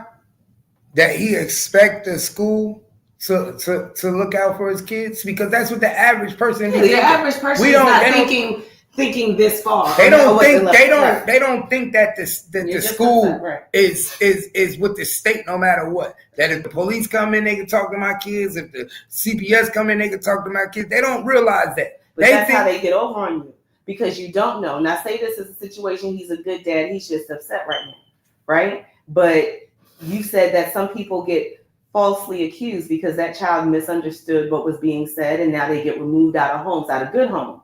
You get what I'm saying? There's a lot of, now you got to get nasty into this institution, because there's a lot of children that have been pulled out of their homes unjustly, right? Mm-hmm. So that's why people get upset first glance with the school, because you're like, hey, I send my child here for you to protect them, not to send anybody to come in. But in all actuality, this is not just anybody. We work with them. They know exactly. They're a partner with us. Like, you think that's the first time they seen this man? No, that's not the first time. You think this is the first time they seen this? Are you talking about the office? The school. He's in the office right now talking to the people in the office. That ain't the first time they seen the man that came and talked to his child. Oh, right. They probably seen him before. Yeah. She's not the only child. Unfortunately, they have to go out to schools quite often. So they probably He's been in that school plenty of times. He's been in that school talking to children plenty of times. They know everything. Right, and if we talk about the caseloads, you can imagine how many times these people engage at the school and see them. My nigga, bro, when I was in Jersey, one of the CPS had an office in our school. Like in my school in McKinley, in my middle school in McKinley, when I went to when I was little, they had an office in our school. They must have been a large percent of child neglect. They had an office in our school. They just my nigga, if we can't, when you didn't come home, my nigga, you know how many kids used to go to the office and say they didn't eat this morning? We used to be trying to get free cereal and feed us later. So nigga, they had an office in my school, my nigga. They was always asking us questions. And bro, they used to take me home to my house and make my mom change my clothes. Oh, so you're making my point. So for those situations, and not just the parent that's taking care of them, with their situations, it falls back. In the hood, they in the school, damn near. They know everything that's going on. They know more about your household than you. Because they talk to these schools, they see you, they're there. Sometimes they've been coming to your house dealing with your mama since you was 3. Yeah. Because they've been your caseworker all your damn life, and you ain't even know it. As soon as you have the child, you put them on all types of benefits. So, and then if you get in, like you said, if you put them on, what is it, SSI or something, social disability, then they're already trying to. Or better yet, before you went 3rd grade, they already had you as a case. Right. So they already, nigga, by the time you get in the 3rd grade, they know who little Johnny is. So they know, oh, your mama Tanya. Your mama Tanya, oh, we done dealt with your brother. Right. We done. So now by the time you get ready to get out of this motherfucker, if you do, the prison system is ready for you. You see, you stuck in this institution. You feel And me? you get mad at the institution for running the rules the way they fucking run them. Because you're not clear on But it's them. not because you don't, like you said, they don't know. They're Right. not clear on But it. it's not their job to inform you. And that's unfortunate. They're not going to. They're The not same going to. system that was meant to use against you, they're not going to learn. But their job is to make you think don't want nobody but their else job is teaching to make them you think they fuck with you. Their job is to make you think, see your kids here. You good. We're gonna help you get free lunch. We teach your kids, but they don't tell you that also these people come in here and they want to infiltrate and talk to your kids. We won't protect them. Because you're not even thinking that. if I send them to Jackie house to go get watch for a day, and Jackie babysitting my kids and CPS knock on the door, Jackie not gonna let them talk to my kids. Right. So they got more structure on protecting my kids than the school from the system. Yeah, well, is Jackie authorized to teach your child too? So that's the thing. Jackie can watch them. Jackie could be a home instruction teacher. Could, but do they? No, they don't do it. But I'm just saying, she could be a home instruction teacher. But that's the truth, because that's an option of taking your children out of that type of system. So that if you can't do it, there's another, place around there that is able to teach your kids. Nobody does that. You know what I'm saying? Or how many women are just at home? You like to be home all day. We'll be at home to do hair, but how many is really like not just running a daycare? That's what we need to do, man. I'm just saying not just running a daycare, but actually educating. That's what we need to children. do. We need to start our own school. We need to start our own school. We need to get you certified as a teacher. Start our own home. I thought school. about that, but I don't think they'll authorize my school because I don't teach. We could set the garage up like a classroom, and we can literally get you. We got the whole up there. We could put the wall. We could get you certified as a homeschool teacher. Do homeschool teacher, and I want to teach how I want to teach. But we could be charging people $100 a month. No, not $100 a month. I'm talking about actually teaching. You talking about money? No, because you could charge about $200 a month.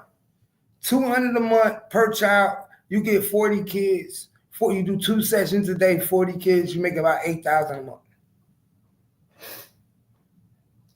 Easy. But don't let me get to talking money over there. Don't let me get to talking money. Yes, it's not the school's responsibility to provide that. That's from DCS. Sorry. Are you going to fill out a police report? I have. If DCS has a report, I have no report to fill out. That's literally through DCS. DCS tells us what to do. When they show up with paperwork, DCS. Damn! Did you hear what he just said? Mm-hmm. How many people knew that? DCS tells us what to do. That's the police officer. Because he is law enforcement. So you enforce the law. If DCS finds that there's trouble and they are going to take action, we call who? The police. And the police do what? They come out and they handle the situation from their end. See, that's the problem. People don't understand the order of operations clearly. And that's what has us lost in the sauce out here. So when we see shit and we hear stuff, we're like, oh, well, that's not right. What you mean they tell you what to do? Well, that makes sense, right? Because the order has to come down from somewhere. They don't just go out and when they take shit into their own hands, they're rogue cops. We got issues, right? Mm-hmm. So no, the order comes down from somewhere. There's a violation in the home. This child is such and such, whatever the case may be. And this is how we have to go from here. Because when they get ready to take your kids, they come back with the police. Right? The first 2 times they're not getting there. If there's some really stuff going on in the home and they're investigating, we've seen it. They come back with the cops. Why? Because the cops are either going to take these children and allow us to take these children, or we're going to lock you up. In some cases, depending on the situation, usually they have to get a warrant. Locked up. But it goes that far before the cops are called. That's why he said my direction comes from DCF. What do they call them out there? DCF. DCF? Department of Child Service. Department of Protective Service. Oh, okay. But my thing is, usually, you have to what? Get a warrant. Right. So before it just straight come from them, you got to get a warrant. Exactly. And if they get a warrant, it's usually because by that time they've got enough evidence to provide to say, we need to get into this home right now to get this child. Mm-hmm. That's why he says they give us the order By that time, we're coming to either take the children or to arrest, the What's assaulter. going on? Right. But if you think that the police, it's just the opposite way, that's why it pays to be informed. And people really have to start to focus on other things. We live in a system that we don't clearly understand. And that's why the system always fights against us and we feel like we lose because we don't know where to attack. We don't know enough information, and then we speak on conspiracy and it gets passed around so much, especially in this day and age. Because right now he feels like he's doing the right thing. As a regular person, he's gone to the school, and the school is like, hey, we ain't required to ask them what's going on. They come in and they say that CPS, that's with the state. Then he calls the police. The police come out here. Well, we get the directive from DPS. You have to go, because right now you are considered, the only reason they're protecting this child is because this is against the guardian. I think he paranoid. Right. Well, according to what we heard in that other video, yeah, because the guy was allegedly going to drop this. He didn't have enough for the battery on the child, which was what they were looking for. I'm not gonna lie. I think he paranoid. I think he just going through some. That's why this story is really gonna have to stay. And I think he trying to go viral. I think he in this what they call the Gen Z era, and he going viral, and he see that everybody going having viral moments. Right. So he's trying to have a valid point and justification for what he's doing. That's what I'm saying. It's only good if that's, and I'm not even saying it's good because somebody's going to lose their life or could possibly lose their life still. But, that's if that man was really doing this.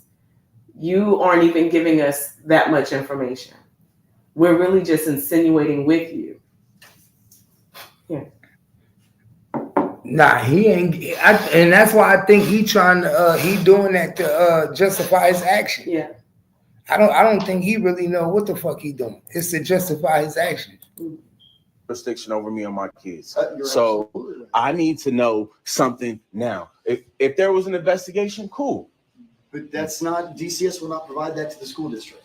Okay. That's through DCS, and you are welcome to get that information through. I can't even call DCS and say, hey, I want this guy's information. They won't give it to me, but they will give it to you. Okay. You would need to make those steps to contact. They can't do that for you. Okay. So and you're going to give me a police report of this? I have no police report to be given. If DCS already has a report, there's nothing I can do. Absolutely nothing. Officer, so you would need to call DCS and say, hey, there was a person, and then run through the whole story. Got you. And then they will be able to provide you that information. So you guys have kids. So you guys have.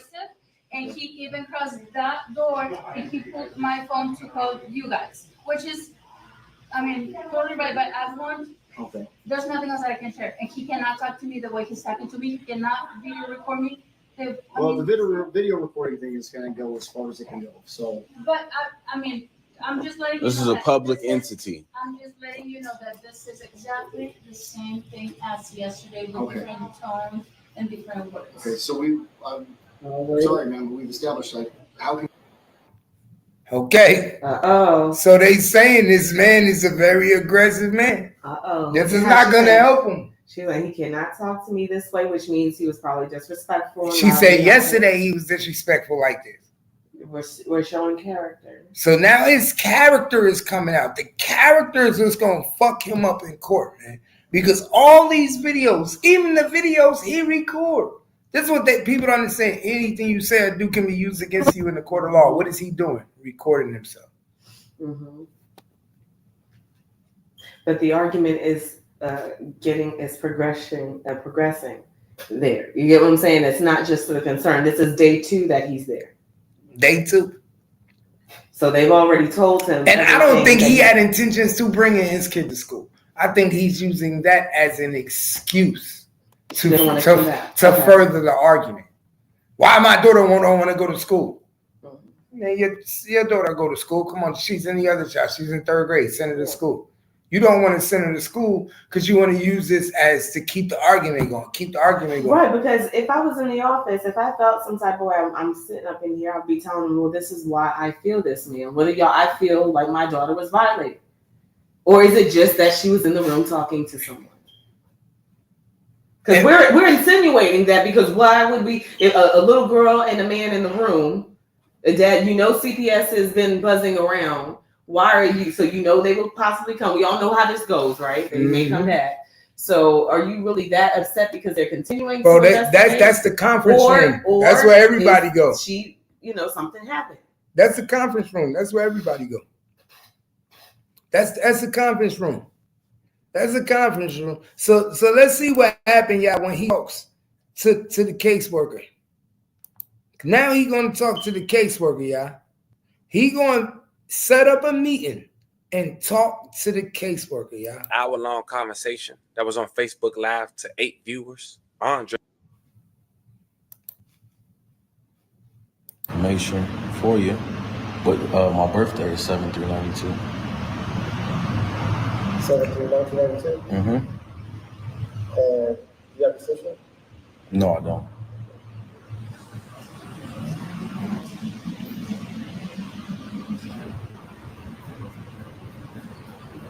Okay.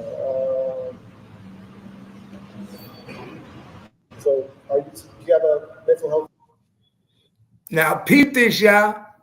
Remember, he just went to the school, talked to the school about this man meeting with his kid, aggravated, angry, and now we see him at the CPS office, ready to talk to the people. Y'all. Hold up. Somebody said if you got little girls, it's okay for a strange man to go in the room alone with the door closed for an hour. This ain't a strange man. This is a CPS worker. He knows that. This ain't a strange man. Right. This is a state certified worker, man. I think let's come on. Let's be honest. Let's keep it real. This ain't a strange man. And this wasn't the first time that this is a CPS worker.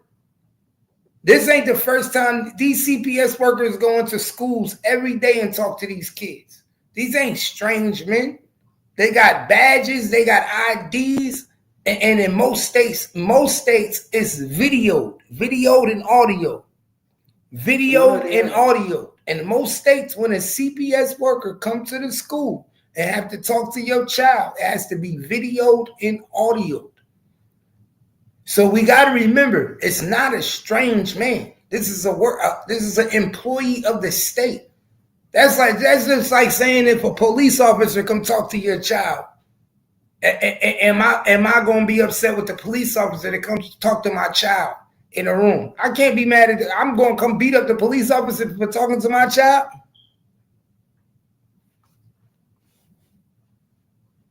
Yeah, now that's where the situation is a problem.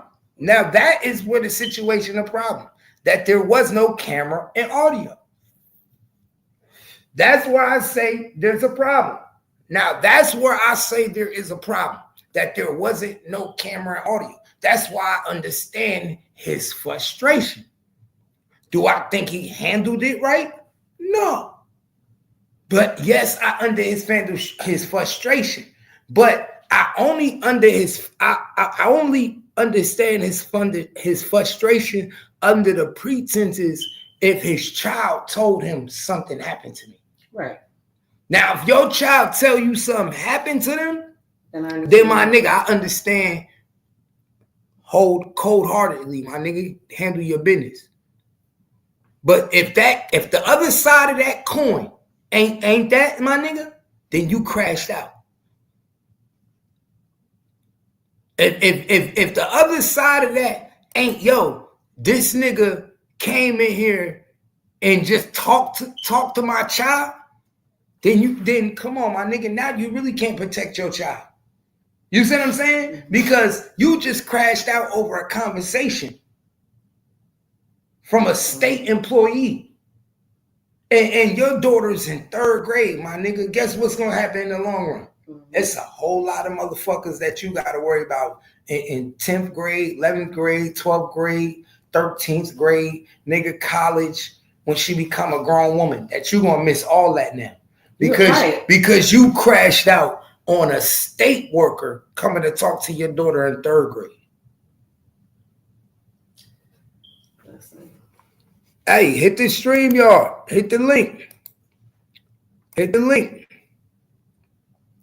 We on YouTube, man. We on YouTube at Gangsta Cap, man. Gangsta Cap is the YouTube channel on YouTube. Gangsta Cap. Come to YouTube or Gangsta Cap. Hit the link.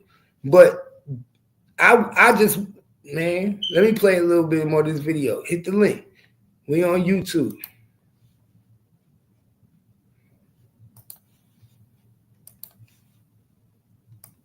Health diagnosis?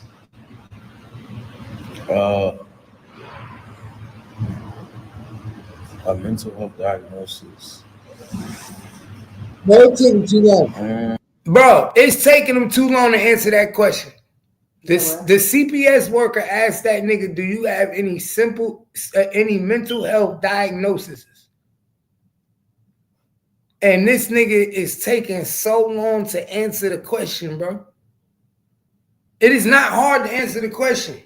I'm starting to see exactly what. Do you have any mental health diagnosis, nigga? Oh my God. Oh my God. Look at this nigga face. Look at his face, y'all. Yes, you, bro. Why you ain't just say yes? I've been diagnosed. Or no. Or no, I haven't. Or no. That was so hard. Yeah. Okay. Now we know the story, bro. This nigga, don't tell me this nigga used to get a check. God damn. Damn, man.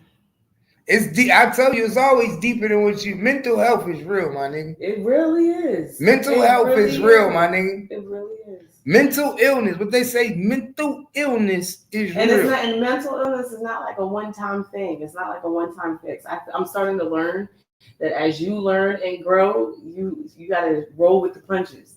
It's a constant thing. So people that be like, oh, I don't need no therapy, that's a lie. We all do. You need a friend, a cousin, a mom, somebody to talk to, a therapist if you got to pay one. But it's a constant thing. And when you don't have it, and you neglect that mental illness, we see what happens. People crash out. He literally just asked this nigga, do you have any, like, this is, that's the face this is the same man that you said, why'd he take in a room with your child by himself? This man is asking you because you acting like you want to meet with him. And he giving you, because he got to write these questions down. Mm-hmm. So he think he having a regular meeting. And all the while in your brain, you're not really paying no attention, don't care nothing about it. Because you already plotting. When we get in the hallway, I'm just going to fit. Oh my gosh. The meeting was in the hallway. The nigga already, you can obviously see that the CPS officer didn't even trust being in a room by himself with him. That's why he had the meeting in the hallway. No. These niggas is in the hallway, in the lobby. Questions, like personal questions. I thought maybe they would be in. No, these niggas is in the lobby. He ain't want to be in no office with this nigga. He got this nigga in the lobby. And when he got up to say goodbye to this nigga did him dirty in the lobby, my nigga. Imagine if they was in the office by himself. He wouldn't be alive. He didn't even take that nigga in the office. He kept that nigga where everybody could see him. And they still didn't help him. If I'm that caseworker, I swear to God on my life, when I see this video, when I come to, it's fuck all y'all. Fuck the job. Fuck everybody. Oh, man, please. Nigga. If he fucking comes to. Bro, did you see all them people that was sitting there talking about something? Leave him alone. Leave him alone. Y'all didn't bum rush this nigga. Nobody ain't y'all just let this You know nigga. what? People need to stop that. You're putting too much on civilians to have to deal with these crazy fucking people. I'm not certified for this shit. So I'm not jumping in hands on to deal with crazy not just people. 1, 10 plus 1. No, my enough nigga. is enough.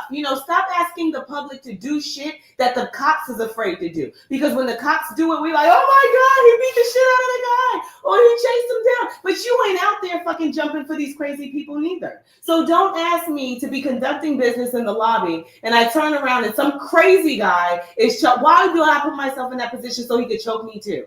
I'm not. No, I said 10 of people. y'all. If we all come together, no, get him. No, call the cops. You're in the fucking public building. Call the cops and have them come deal with Bro, it. he choked me 3 times after I was on the ground. Wear a gun. Wear a gun. You're doing a job. All I heard was voices. Right. Well, you're doing a job where you have to deal with the public. Be on guard. But stop asking the public who are just regular civilians who don't get into no trouble and they don't want no shit and they want to get back to their home to deal with insane people. Don't ask people, oh, well, why wouldn't they do anything when he was doing this in the store? Because we want to keep our fucking lives. We pay our taxes to not have to deal with this shit. Do your job so that these people are not on the fucking loose. That's just so crazy. And that's about enough of that. No, it ain't. You gonna ask why regular folks don't jump in, and we didn't discuss for hours how this man isn't crazy. The man asked him a question about his sanity, and this is the face he gives us. Right? And you say, we're going to stop him in the hallway when somebody gets shot. Stop him in the hallway. Get the fuck out of here. Why y'all didn't jump in and help?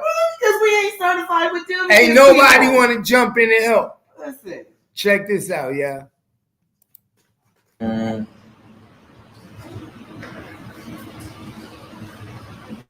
Yes and no. Damn, that nigga said yes and no. You heard that? He said yes and no. What type of answer is that? He said, do you have any history of mental illness? And he said yes and no. Yes and no, y'all. Yes and no. That ain't gonna work. And the doctor saw you and diagnosed you? No. Okay. Mm-mm. Are you taking any medications? Nope.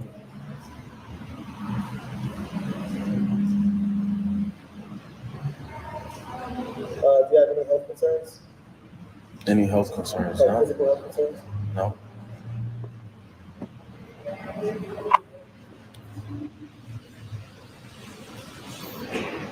Have you ever been arrested? Yep. What was the arrest for? Have you been,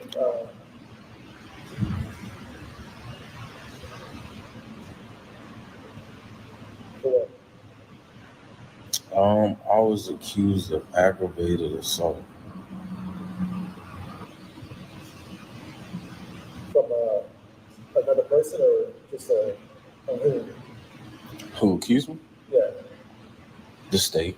state. Yeah. All right, so did you have to serve time? How was the case? Yeah. I did have to serve time. Yeah. How many years did you serve? I did a year. 3? A year. A year? Mm-hmm. And any probation or parole? Is it? Yeah, bro. Yeah, I was on probation. Mm-hmm. How long? Nice little minute. Like 4 years? Yeah, I think that was about it.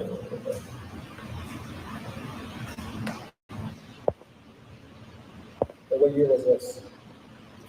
This was in 2018 is when 2018? they convicted me. Yep. All right, any other arrests? No. All right, do you have any active court orders? Nope.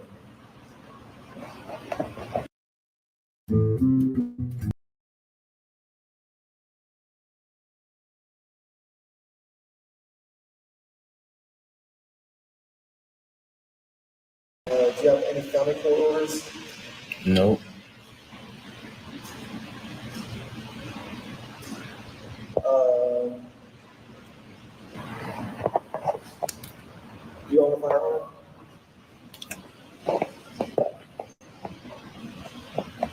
Nope. Okay. What are your coping skills? How do you cope with stress? It really depends.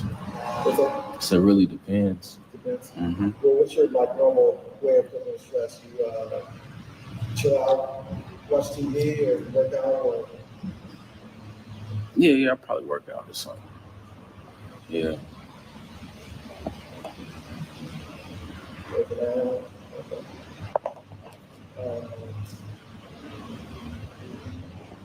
Who are your local supports?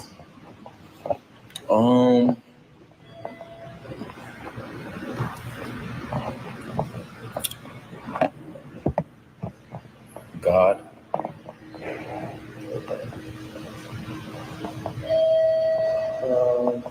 So what about your family members? Are your family members here? Oh yeah. Okay. You keep in contact with them? Yeah. Oh yeah. Okay. So who are they?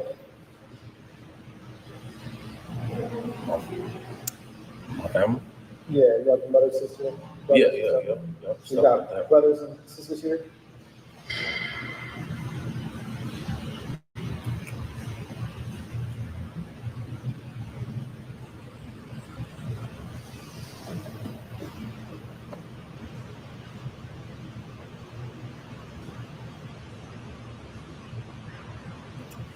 Okay. Do you feel like you experienced abuse when a veteran job?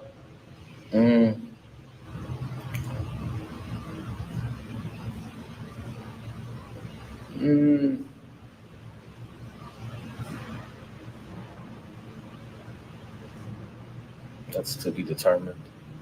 Okay.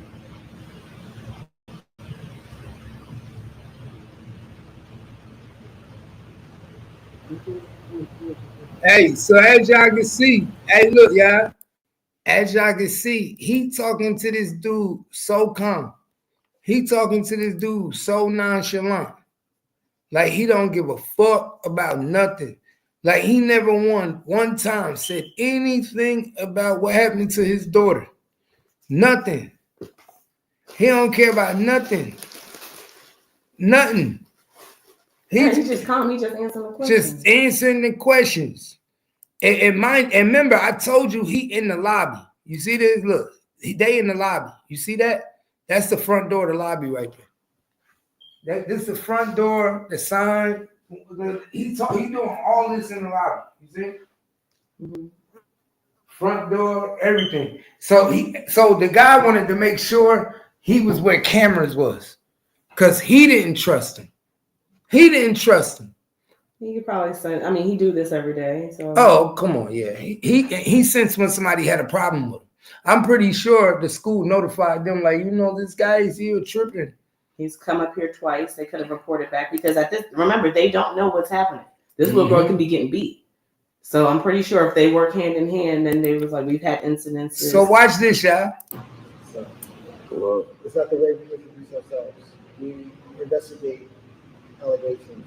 Okay. Okay. And on your report, can you let's discuss what you took note of on your report. Real quick before you go. What do you mean? It's already 5 o'clock. All right. I know you off work. I'm willing to help you out as much as I can, but I can't help you out in that capacity. I just want to write this report, refer you to services, and then see how things go after that. And that's it. All right. Well,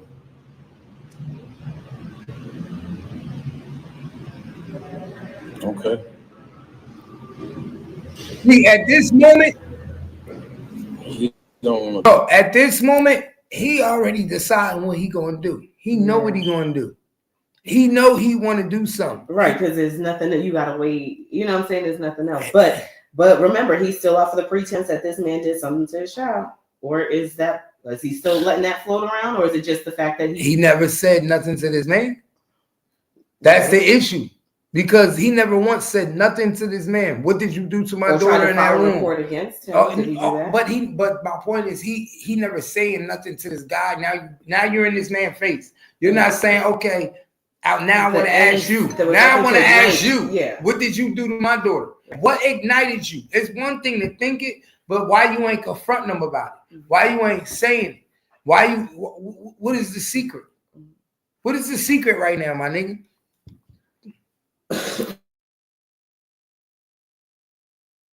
Come on the camera and introduce himself. I thought he would have, he got the police under his hand, and this is a powerful person, but he don't want to be seen. So I gotta go. All right, man. All right, so we'll be in touch. Sounds like a plan.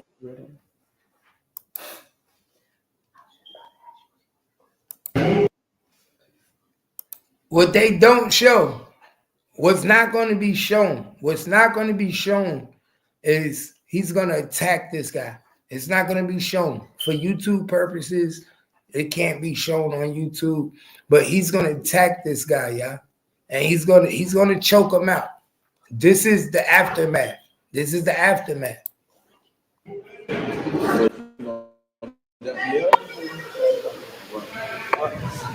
I'll be waiting.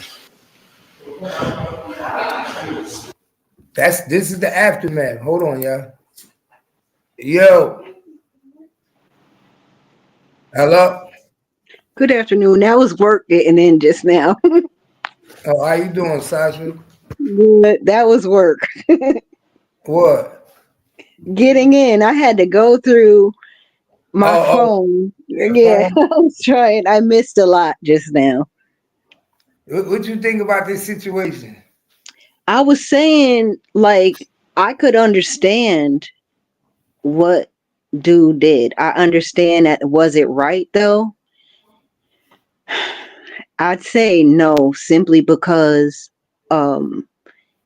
there's a possibility that he could be taken away from his daughter. His daughter could be, I'll say, taken away from him if his family can't take care of his daughter. Now, at the same time, I don't think anything from the past should be brought up, but I taught my children stranger danger. Mm-hmm. And my grandchildren, stranger danger. Should, and I don't care, be it police, child protective, or anything like that, no man should have a little girl in the room alone. Period. But and I understand where you're coming from, but my thing is, we all know that's the when CPS come into the school system, when the caseworker, whether it's CPS, any caseworker come into the school system and talk to a child, that's what they do.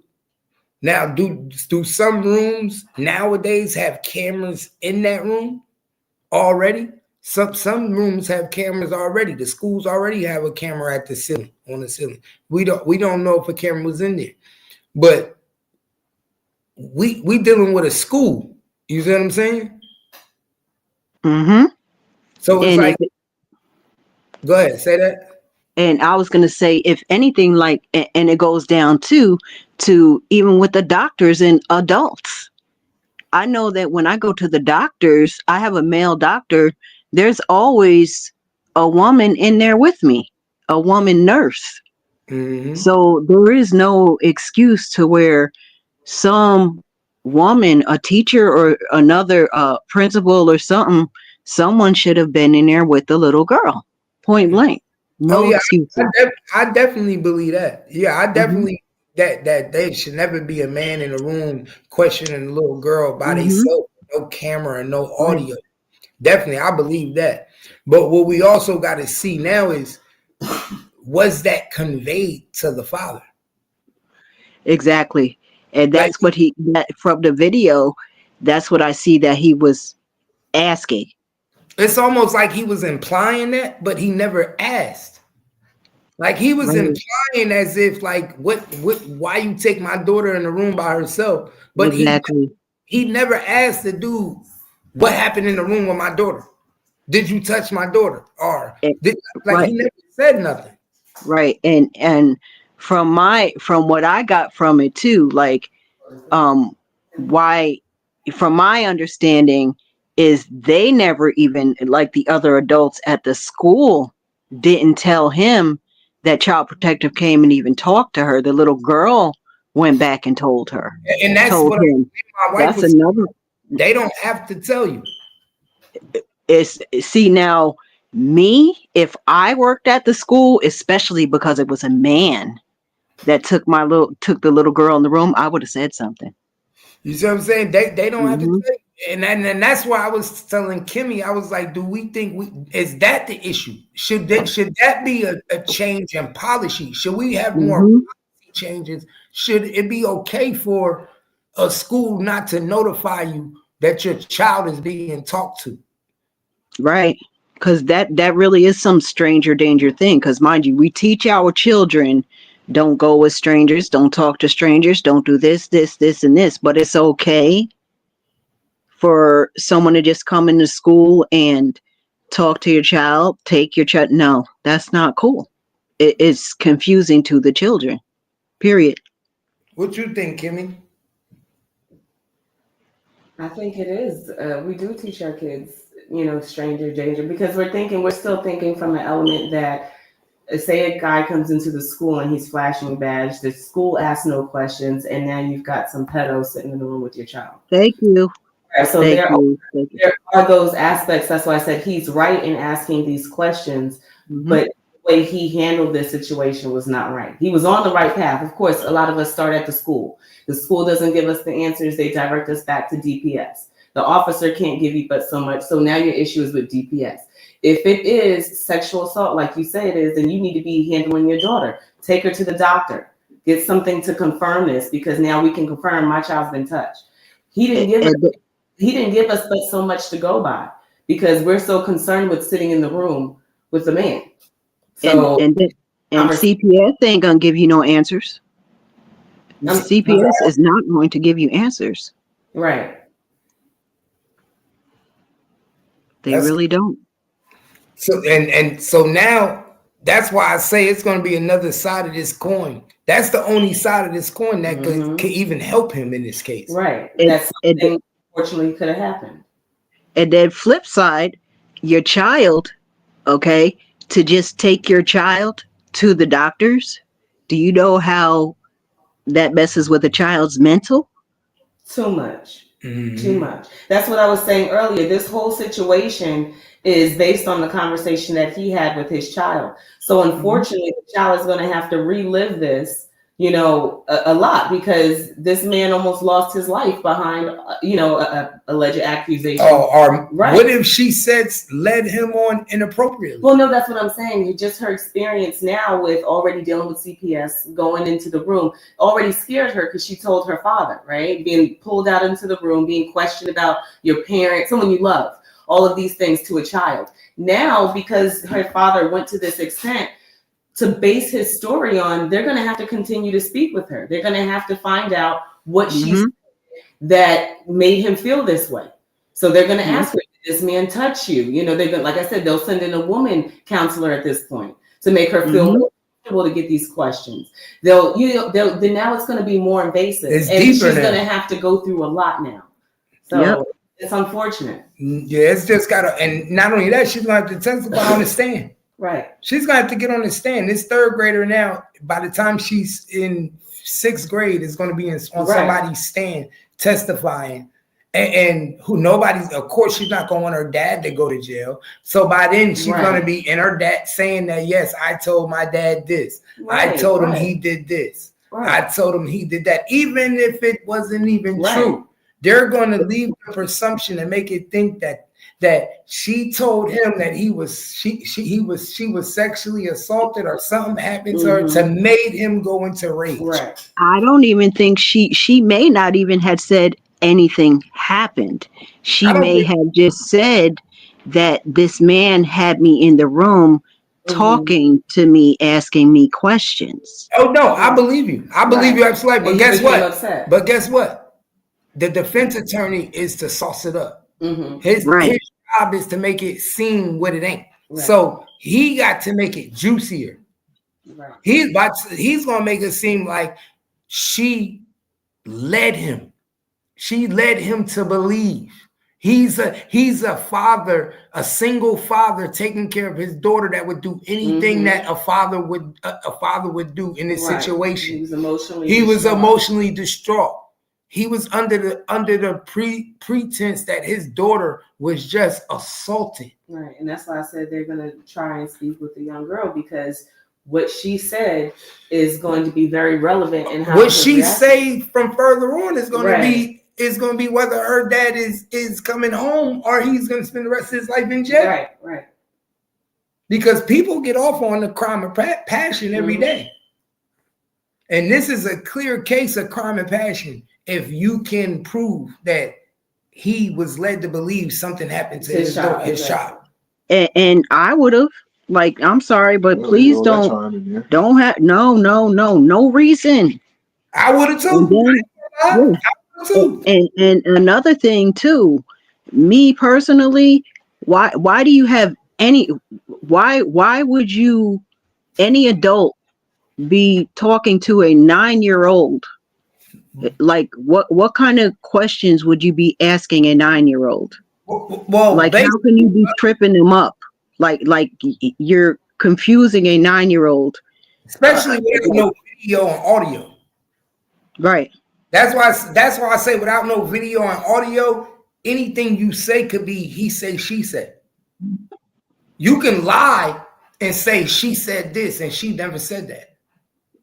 And I know how I used to talk to my children, to ask them questions, to get them to tell me certain things and answer questions the way I wanted to. And the same way I talk to my grandchildren. And the way I ask them questions. Yes. Detectives do that every day. That's what I was telling Kimmy. These psychologists do the same thing detectives do. Right. Because I can do it to adults. So no, you don't do that with children, especially if their parents are not around. No, you don't do that. I just pray that wasn't his main thing of being upset, because that's not going to get you off. Them just talking to your daughter ain't going to get you off on this. There has to be something more than that. It has to be sexual. There has to, bro. Just talking to your daughter not gonna get you a get out of free pass. He almost took this man life. They saying if this man survived, he's gonna be brain dead. That's why, I personally think that with CPS, they need to. I think CPS messes with the wrong people a lot of times. They need to fix their rules. I think the way they go about it is crazy. Because if you could come to my house and knock on my door and I could say, get away from my house, then why should you be able to go to the school and talk to my kids? Thank you. I don't understand that. That's why I've always taught my kids that even if somebody come talk to you, don't talk to nobody. I've always taught my kids that. So even if you come to my kids, you can't make my kids talk to you. They're gonna look at you like you stupid. You see what I'm saying? You can't make my kids talk. That's one thing where he messed up and didn't train his kid at that too. You supposed to always, just like you teach stranger danger, you teach don't talk to strangers. Motherfuckers question you, you look at them like they crazy. You don't speak no English. Yep. Mine will be like, my grandchildren will be like, ask my nana. Ask not my mom, ask my nana. I have to ask my nana. Ask my nana. Ask my papa. Where papa? I don't know nothing. And when your kids is trained to know stuff, and it starts at home. That's why I say it starts at home. By 3rd grade, that little girl should have known not to even get that nigga no conversation. I'm not I'm not even going up in that room. Listen, we got to talk to you. No, no, no. I'm not going in that room. Mm-mm. Yeah. Even down to police. Sorry, no, nobody. Mm-mm. We do not play that at all.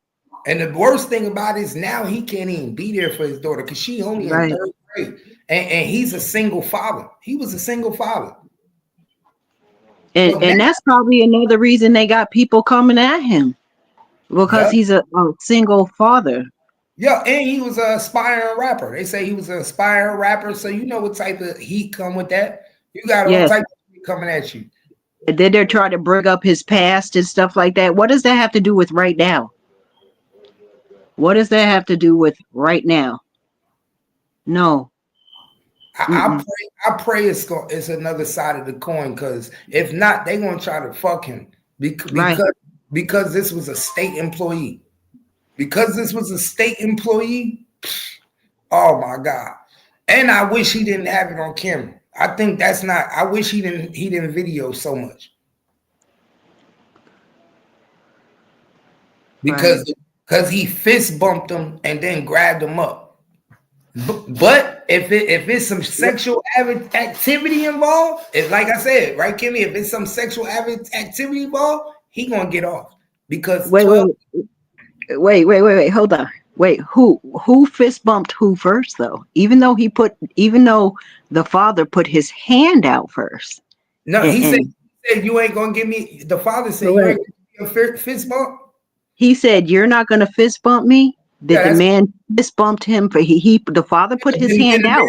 Yeah, the father did the man fist bump him first though? Did he fist bump him or did the father fist bump him? Nah, the father put his hand out and said, "You ain't gonna fist bump me," and then the dude hit his hand, gave him a fist. So the dude hit him first. Although the father put his hand out, did the dude fist bump him? Yeah, the dude. And so the dude hit him first, right? Yeah, he did. Okay, there you go. That was self-defense. Well, I'm saying that's being petty. That's being petty, but the dude hit him first. Defense could, if the defense use it. There you go. The dude hit him first. Are you not going to fist bump me? It's a lot of ways the defense could take this case. The best way to take this case is the child was assaulted. That's the best way. Then you definitely could get somebody to find sympathy. All you need is one person in the jury to say, "I would have did the same thing. That's my daughter." Yeah. Look, like antagonizing. The guy put his hand out and said, "You're not going to fist bump me." The DCS worker fist bumped him, antagonizing him, and it went on from there. So that's self-defense because he antagonized him and then actually hit him. Do you think the people gonna pay his bond? I think the people gonna pay his bond. They already talked about paying his bond. They as far as with the GoFundMe, they may come up with it. It's only $50,000, 10%. Right. 500,000 is 50,000. I think that ain't shit. They gonna get that easy. I don't see why they can't.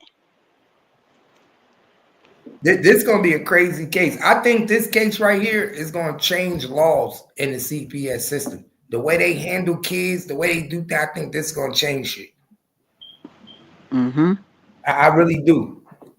Because the way he did this nigga was different. And then he sat there and waited for the police. He ain't try to run, nothing. He said, "I called them already. They on their way." That's why I said it's gotta be deeper than just some "you talk to my kid in the room." Gotta be something. The daughter had to say something. Right. Dude, it's something we don't know about. I would agree. It's gonna come out in court. I believe it's gonna come out in court. They're gonna be like, "See," and like I told my wife, know what I think it's gonna be? It's gonna be the demonstration. I think she gonna say that he was asking her questions about, "Have you ever been touched before?" And he started touching on her in the midst of demonstrating. Or he made her uncomfortable, or yep. Something. Like, you know how you talk to people and you be like, have you ever been touched like this? Have anybody ever touched Yep. her like this? And in the midst of asking her, he He touched her. touched her. Yep. Yes, that's what I'm saying. That's what I believe happened. Yep. She will be an ambassador for it. That's what I believe happened, bro. Mm-hmm. I swear to God, Exactly. that's what happened. Yo, this is why I love you so much. What's good, bro? That's exactly what I believe happened. That's exactly what happened. Watch. Y'all gonna see. It's gonna come out in court. Remember I said it. It's gonna come out in court. Watch. And this will be something that I actually watch. Oh, you know I'm watching this. Mm-hmm. This will be something I really watch. It's gonna come out in court. It's gonna come out. And the sad thing about it is she gonna have to testify. Her whole testimony is gonna be what release her father. Her whole testimony. This shit going, and then he gonna come out, be on everybody fucking platform. Remember, I already know how this shit gonna go. It's inevitable. You can see it. You can see it. The best thing about it is that he didn't kill the dude though. I wish he wouldn't. I wish he would have just beat the dude up though. I wish he didn't come out like. Now, it would have went so much better though if he would have just beat the dude up, hit him with a couple blows, threw him up against the. You know what I'm saying? Because when you took it to this point, now they like, you know what I'm saying? You gave them that attempted murder charge, like you could have just hit him with a couple blows, lump him up, gave him that Willie lump in his eye or something.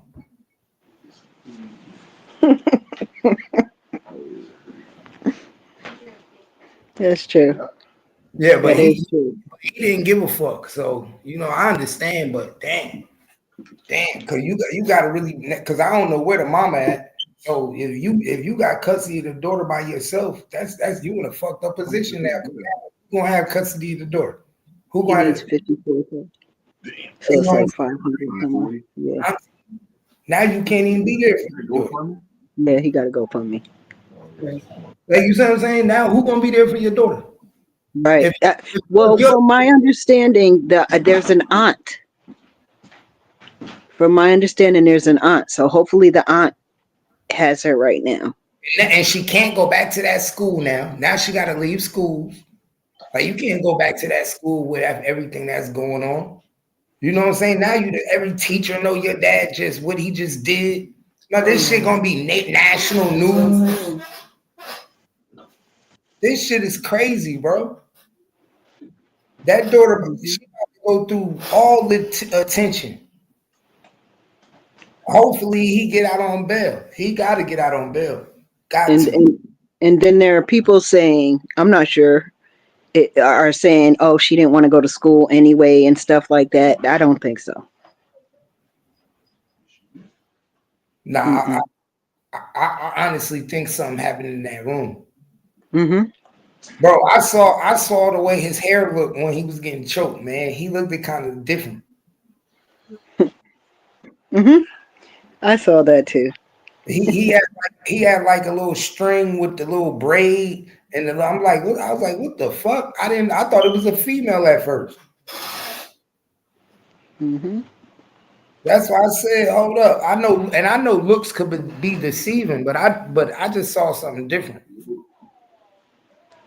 And then also, if he is going up to the school and he does go up there with attitudes and is spazzing on the teachers or whoever, or even being disrespectful, then obviously something's going on up there all the time that he has to go up there about his daughter. But they didn't even make it seem like he come up in there and spaz on him all the time. They just said he came up there the day that he heard something was going on. Yeah, how you hear that? They say he came up there yesterday, the day before, when he found out the teacher was there. And then the next day he came up there and said he wanted a report and he wanted to know why. I want to know why. But my thing was, you knew who it was. You knew it was CPS. Can't. Yo, That's why I was like, damn. he jumped out of nowhere. I didn't even know he was here. You know what I'm saying? The key to the case is going to be, what did your daughter tell you? That's going to be key to the whole case. What did your daughter tell you? That's why he might have a chance. That's why I told her this. Based off of what his daughter told him. If his daughter told him some wild, erratic shit and he went off of what she said and he could prove that he was acting in what? Irrational, wasn't thinking. What they say, crime of passion. He was, that's the crime of passion, bro. If you could get into a crime of passion over a woman, you definitely could have a crime of passion over your daughter, right? Yep. I know men love their daughters more than they love women. Mm-hmm. So come on, and he's a single father. Yep. That's and men create daddy's girls too. Daddy's girls are created. It's natural. Mm-hmm. It's inevitable, especially if you're a single father.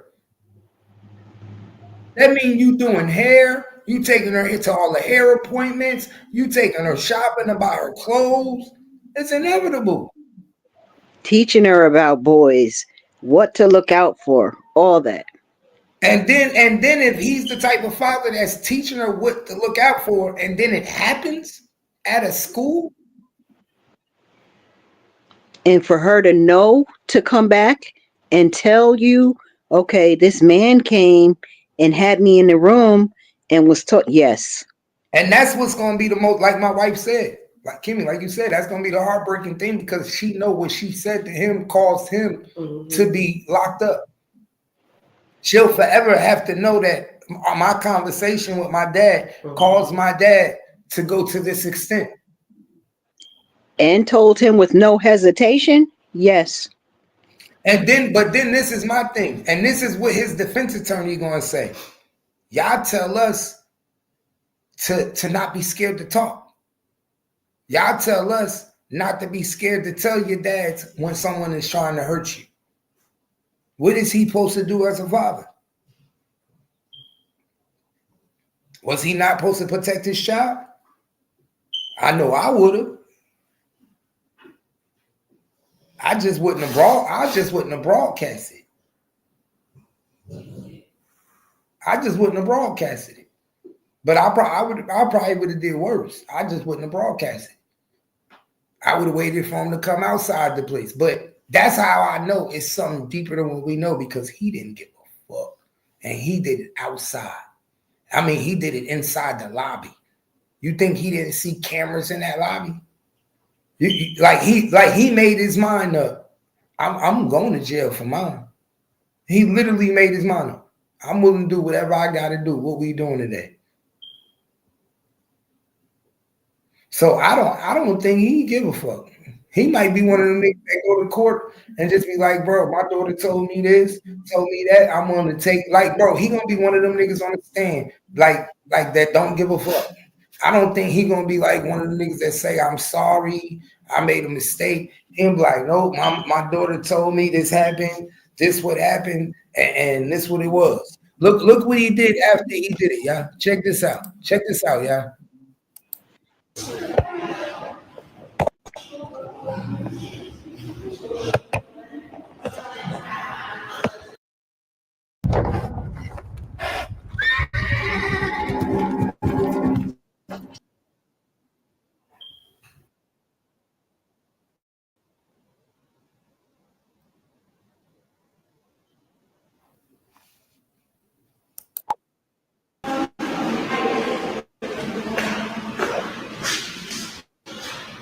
Anybody else think it's okay to take the drugs in the room? Bro, he literally just said, do anybody think it's okay to take little girls in the room? Do you see this? And the dude is laying on the ground. He laying on the ground, just got choked out. We didn't show it for YouTube purposes. Go all the way back to the fist bump thing, because mind you, he recorded that intentionally too. Because all he did, I think that was smart too. Because all he did was put his hand out versus a handshake. Because don't most people shake hands? Yeah. That was smart. No, yeah, it is smart if a defense lawyer know how to use it. You think they can use that, Kimmy? Yep. I don't know. He let the guy walk away and he grabbed him from behind. That wasn't face-to-face engagement. So I'll play that. Because he grabbed the guy, he's behind him choking him. So he had to be behind him. He let him walk a distance so that he can grab him up. So I don't know how that's the messed up thing. He recorded all of this for people to critique the video. Right. I'm trying to think of what. That's why I said I wish he didn't record everything. Right, because that is considered retaliation. I wish the whole attack wasn't recorded, because now you can go. Now you can only go off of what people say, right? And you can deal with straight emotions. When you get video with emotions, it's right. The video sometimes is what gets you hurt. Why? Because they say, "Oh, the way you did it was premeditated." Right. Oh, you didn't. But that's I say. And then after the guy was still breathing, he went like he grabbed him 2 more times. This is now changing. This is changing. That's why I say the only thing that can help him, the only thing, and I still think he might get some time. He might get 4 years, 5 years, 6. But the only thing that can help him is if his daughter hit that stand and she say he sexually assaulted me. Right. Now he touched me. Not like he didn't penetrate me, but he put his hands on me. Right. He assaulted me. Right. Then it justified his emotions.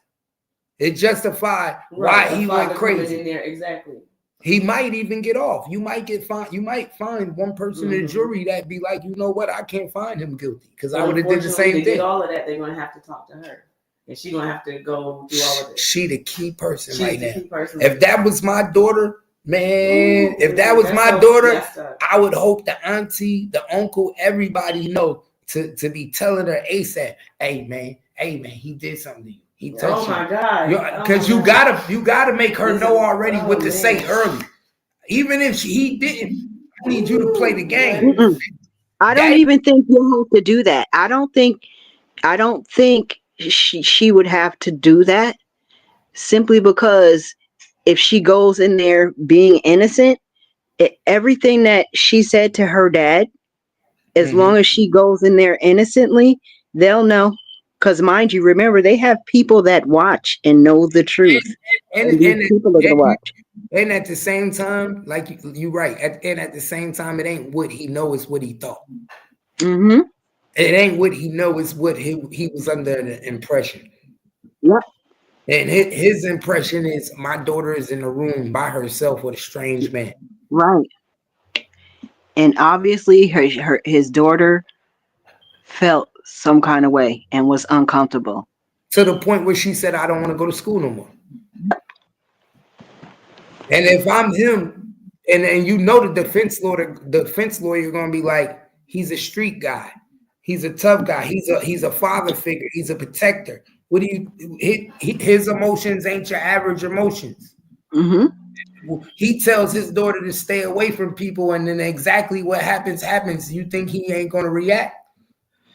And you could see that he keeps himself up, so you know that he keeps his daughter up. There's no possible way. Oh yeah, he doesn't keep his daughter up. You can tell they very well kept. You can tell he very well kept. There's no possible way. Yeah, you could tell he was. But even the guys said the case was going to be closed. They even said it. They said that in the report to the news, they said the case, they found out that there was no physical abuse on the father or nothing. So the kid must go to one of them uppity schools where if they see cars on the kid, they automatically call the people. He probably didn't even realize that the same school that he coming to, that's asking why they coming to talk to my kid, who let them come talk, they was the one that called the people. It could have been anybody. Somebody But that was mad at him. Anybody. I think it was the school. I really think it was the school. Because if you notice, I ain't seen not one black person in that main office. Mm-hmm. My nigga, he don't go to, they don't go to school where it's black people. There was no black person in that main office, and we know in the hood, even where I live at, in Fort Worth, and Crowley area, you gonna see some black people working in the office, pushing that paper, picking up the phone. How you doing today? One of the secretaries, one black person. You ain't see nobody. He at one of them spots where you come there with a scar, something wrong. They calling CPS to figure out what's going on. And she in 3rd grade too. Come on, that's when they supposed to be paying attention. 1st to 3rd grade. Oh, she come here with a scar every day. She ain't falling that much at home. She could be a tomboy. It looked like she was. I ain't gonna lie, you ain't see her. She was sitting there. She looked like she was a little more athletic than the average child. Like she played basketball, and she might play football. You know, she looked like she get out there. But that's what usually happens. She don't have a mom in the house. It's just her and her dad. I miss the old days. It's sad though.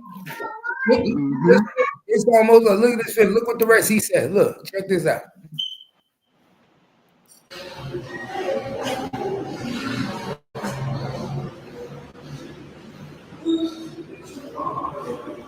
Anybody else think it's okay? Huh? Is it okay to take a little bird from the room? The fuck is not. I don't give a fuck what position y'all hold. You take my fucking daughter in the room, this is what the fuck's gonna happen to you. You still breathing? Back up. Bro, do you see how he just told the people, I don't give a fuck what position y'all got. If you think it's okay to take a kid in a room by themselves, back up. Nobody rushed them. Ain't nobody try to attack them to save they co-worker. Nothing. This is crazy. I wouldn't have either. No. I called the cops already. They didn't want to do nothing. I can't. Nobody take my daughter into a motherfucking room. No, I didn't. He's still breathing. I make my fucking point. Leave him alone. He's on the. You make it point. No, I didn't. Hey, what can I say? Leave him alone. What are you doing with this guy? You're on good, bro. You're on good. Maybe you can care of it. Maybe you don't want to do that. They don't stick up for children like that, though. But fam, here's some key points that I took away from this live. One, now,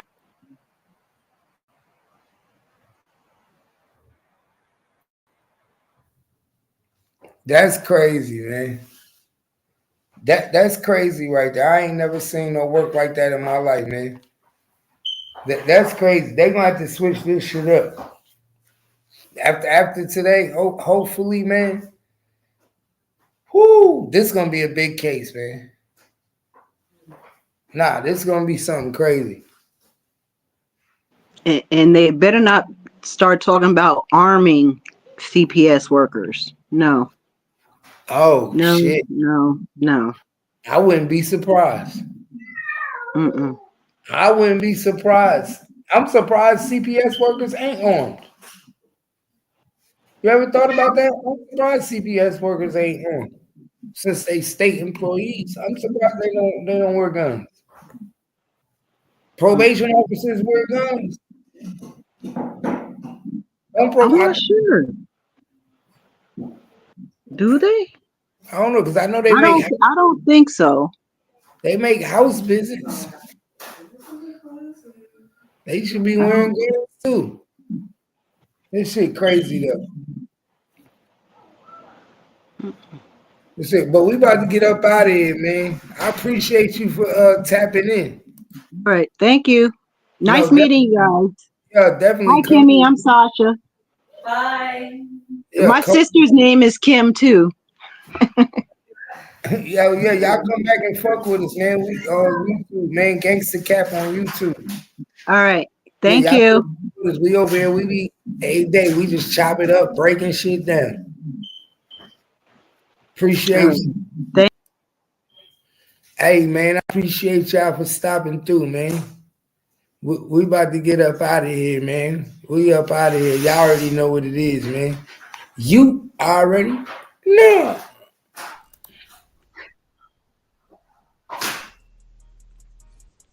Hey, we do this. It's that. I knew you wasn't ready, nigga. How you know? How you know? But I forgot, huh? Never that.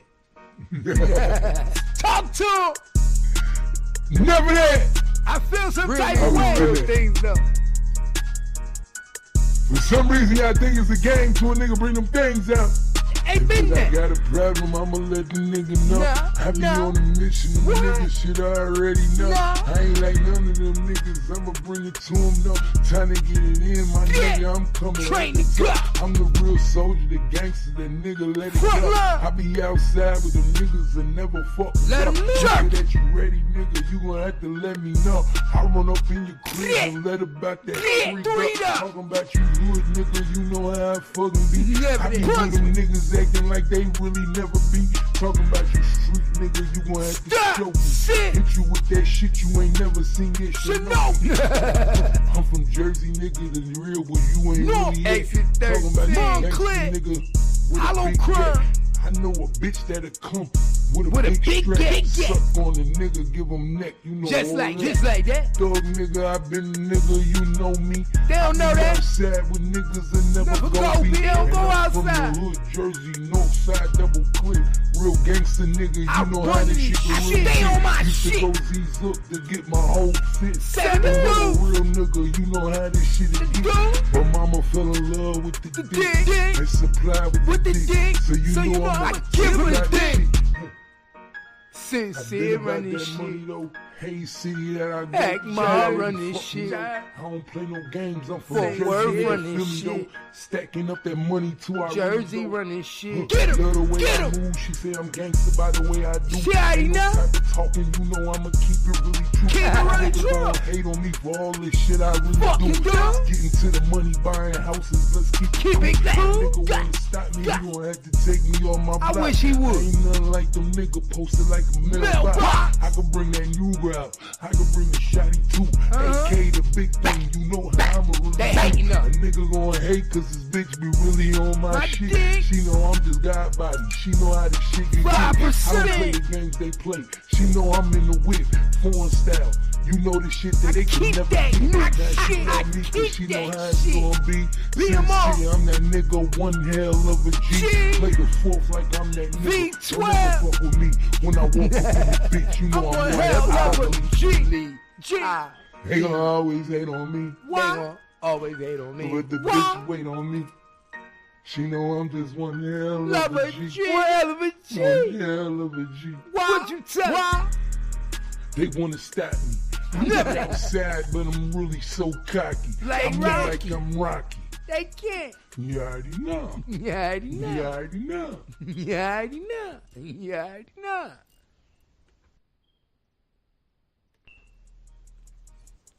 Hey, we do this. What up, everybody? It's your boy Gangsta Cat, and this is The Bounce, and it's exactly where it go down. So if you enjoyed this video, make sure you do your boy a favor and hit that subscribe button right there. You already know what it is. You know this the #1 spot, The Bounce. If you rocking with me like I'm rocking with you, then let's bounce on something. This your boy Gangsta Cat, and that's Kimmy. So you already know what it is. Make sure you subscribe to the page and help us get to where we need to be at $100,000 subscribers. You know what it is, man. I enjoy this content, and I hope you do too. Keep it cat gangster. You already